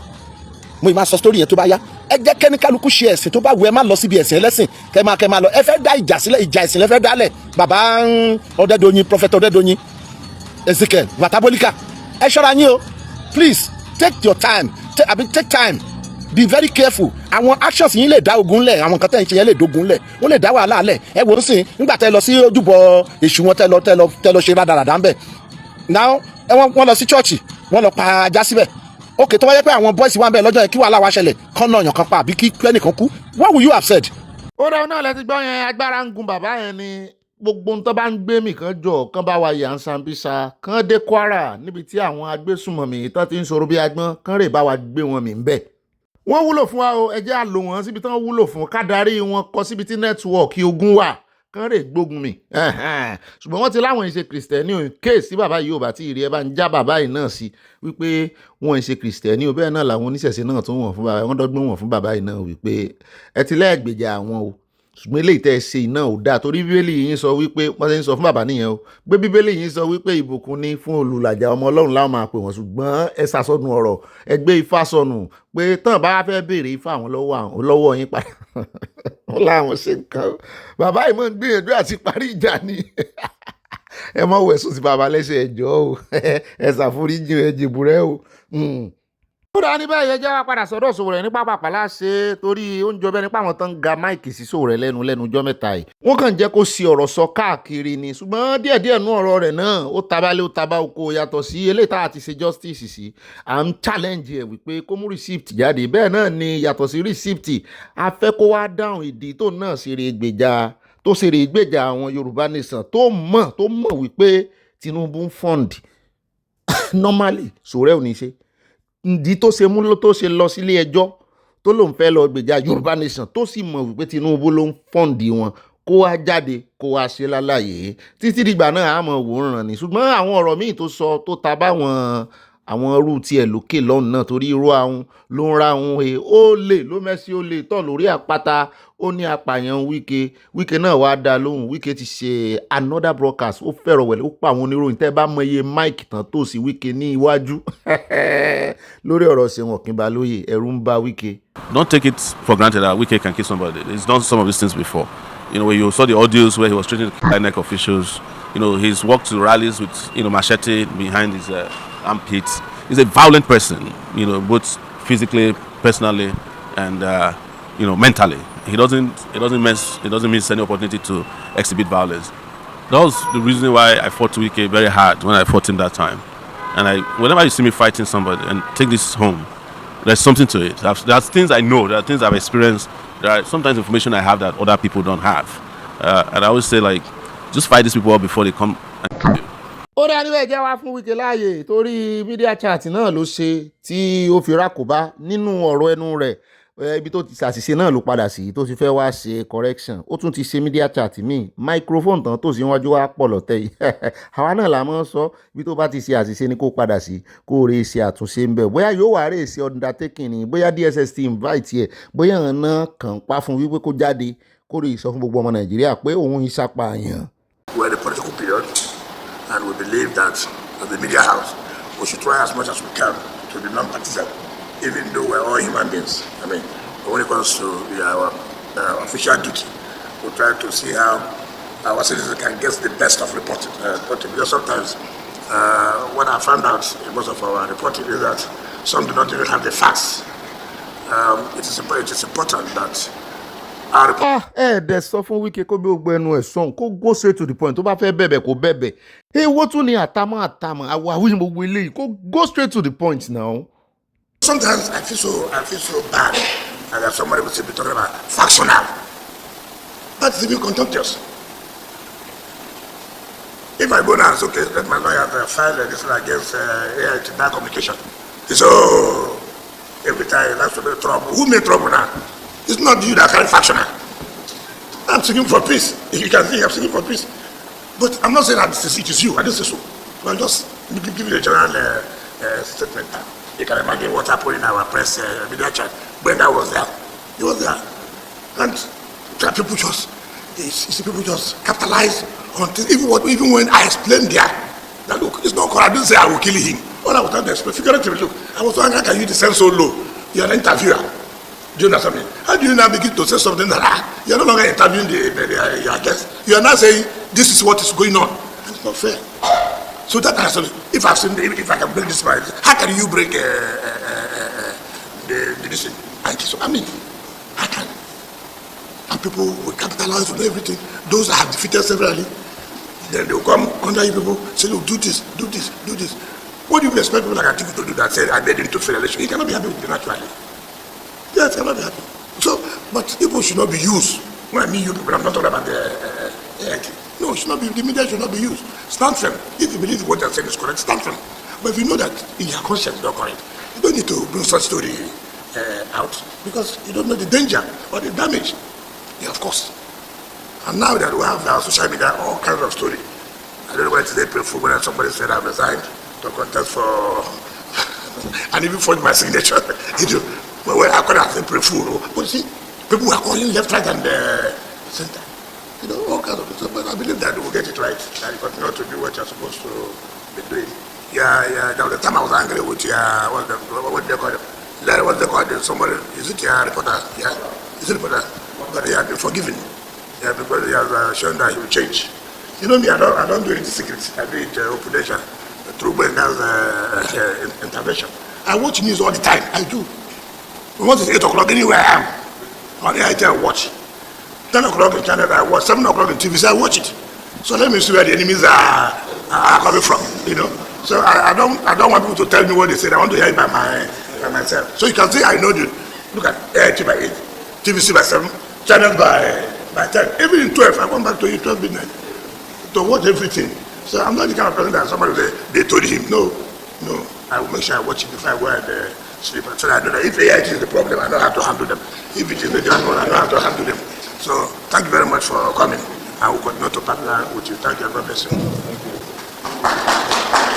ó ra ohun náà lẹ́tí wọ̀nyẹn èmi ò rí Wike bú o torí ó kàn tún pé media press mi press brief mi ló tún pè yẹn o owó ló ná o láàrin 10 minutes yẹn o alẹ́ yìí ló sẹ̀ pé yẹn o táwọn yẹn náà lọ bẹ̀tọ̀ tún pàtẹ́wọ́ èmi ò rí bú lẹ́lẹ́kejì yìí o gbogbo torí channels náà wà ń bẹ̀ a lè ní kí channels mọ́ lọ ṣùgbọ́n mi ò rí bú gbogbo àwọn tí ọ̀rọ̀ á ṣe rú ẹ̀ sí wọn náà gbogbo àwọn oníròyìn tó jókòó síbẹ̀ tán ń bá rẹ́rìn kí ni láríjà media chat tó ṣe kí ni láríjà ó rẹ̀ ẹja wá fi lè parí ẹ̀ ká mọ̀ lọlé lónìí ẹja sáré dé Iran níbi tá a ti gbọ́ tán sọ pé gbogbo location tí Trump tó ti sọ pé ó máa ju àdó olóró sí lálẹ́ tóun ó sọ di eru pé gbogbo nǹkan lòun fẹ́ bàjẹ́ gbogbo infrastructure kárápátá òun fẹ́ dá Iran padà sákòdì òun fẹ́ dá wọn padà sákòdì ibi tó ti ń bọ̀ gangan wọ́n níbẹ̀ ní gbogbo àwọn ọmọ Iran pẹ̀lú àṣẹ àwọn olórí wọn wọ́n ní kán fọ́n síta kán lè Iran di gbogbo ibi tí Trump sọ wípé Trump ò ní lè ju àdó olóró torí gbogbo ayé ló ń wò wọ́n ní ẹ̀yin náà tagbọ́n sí Trump náà ti sọ ohun tó fẹ́ ṣe é lẹ̀ bóyá yóò wá gbàbọ̀ míì lọ àti ìmọ̀ àwọn ohun tí ó ṣẹlẹ̀ lálẹ́ yìí ṣùgbọ́n wọn pé Trump ò ní lè mọ̀ ju àdó olóró lo àwọn ọmọ kéékèèké.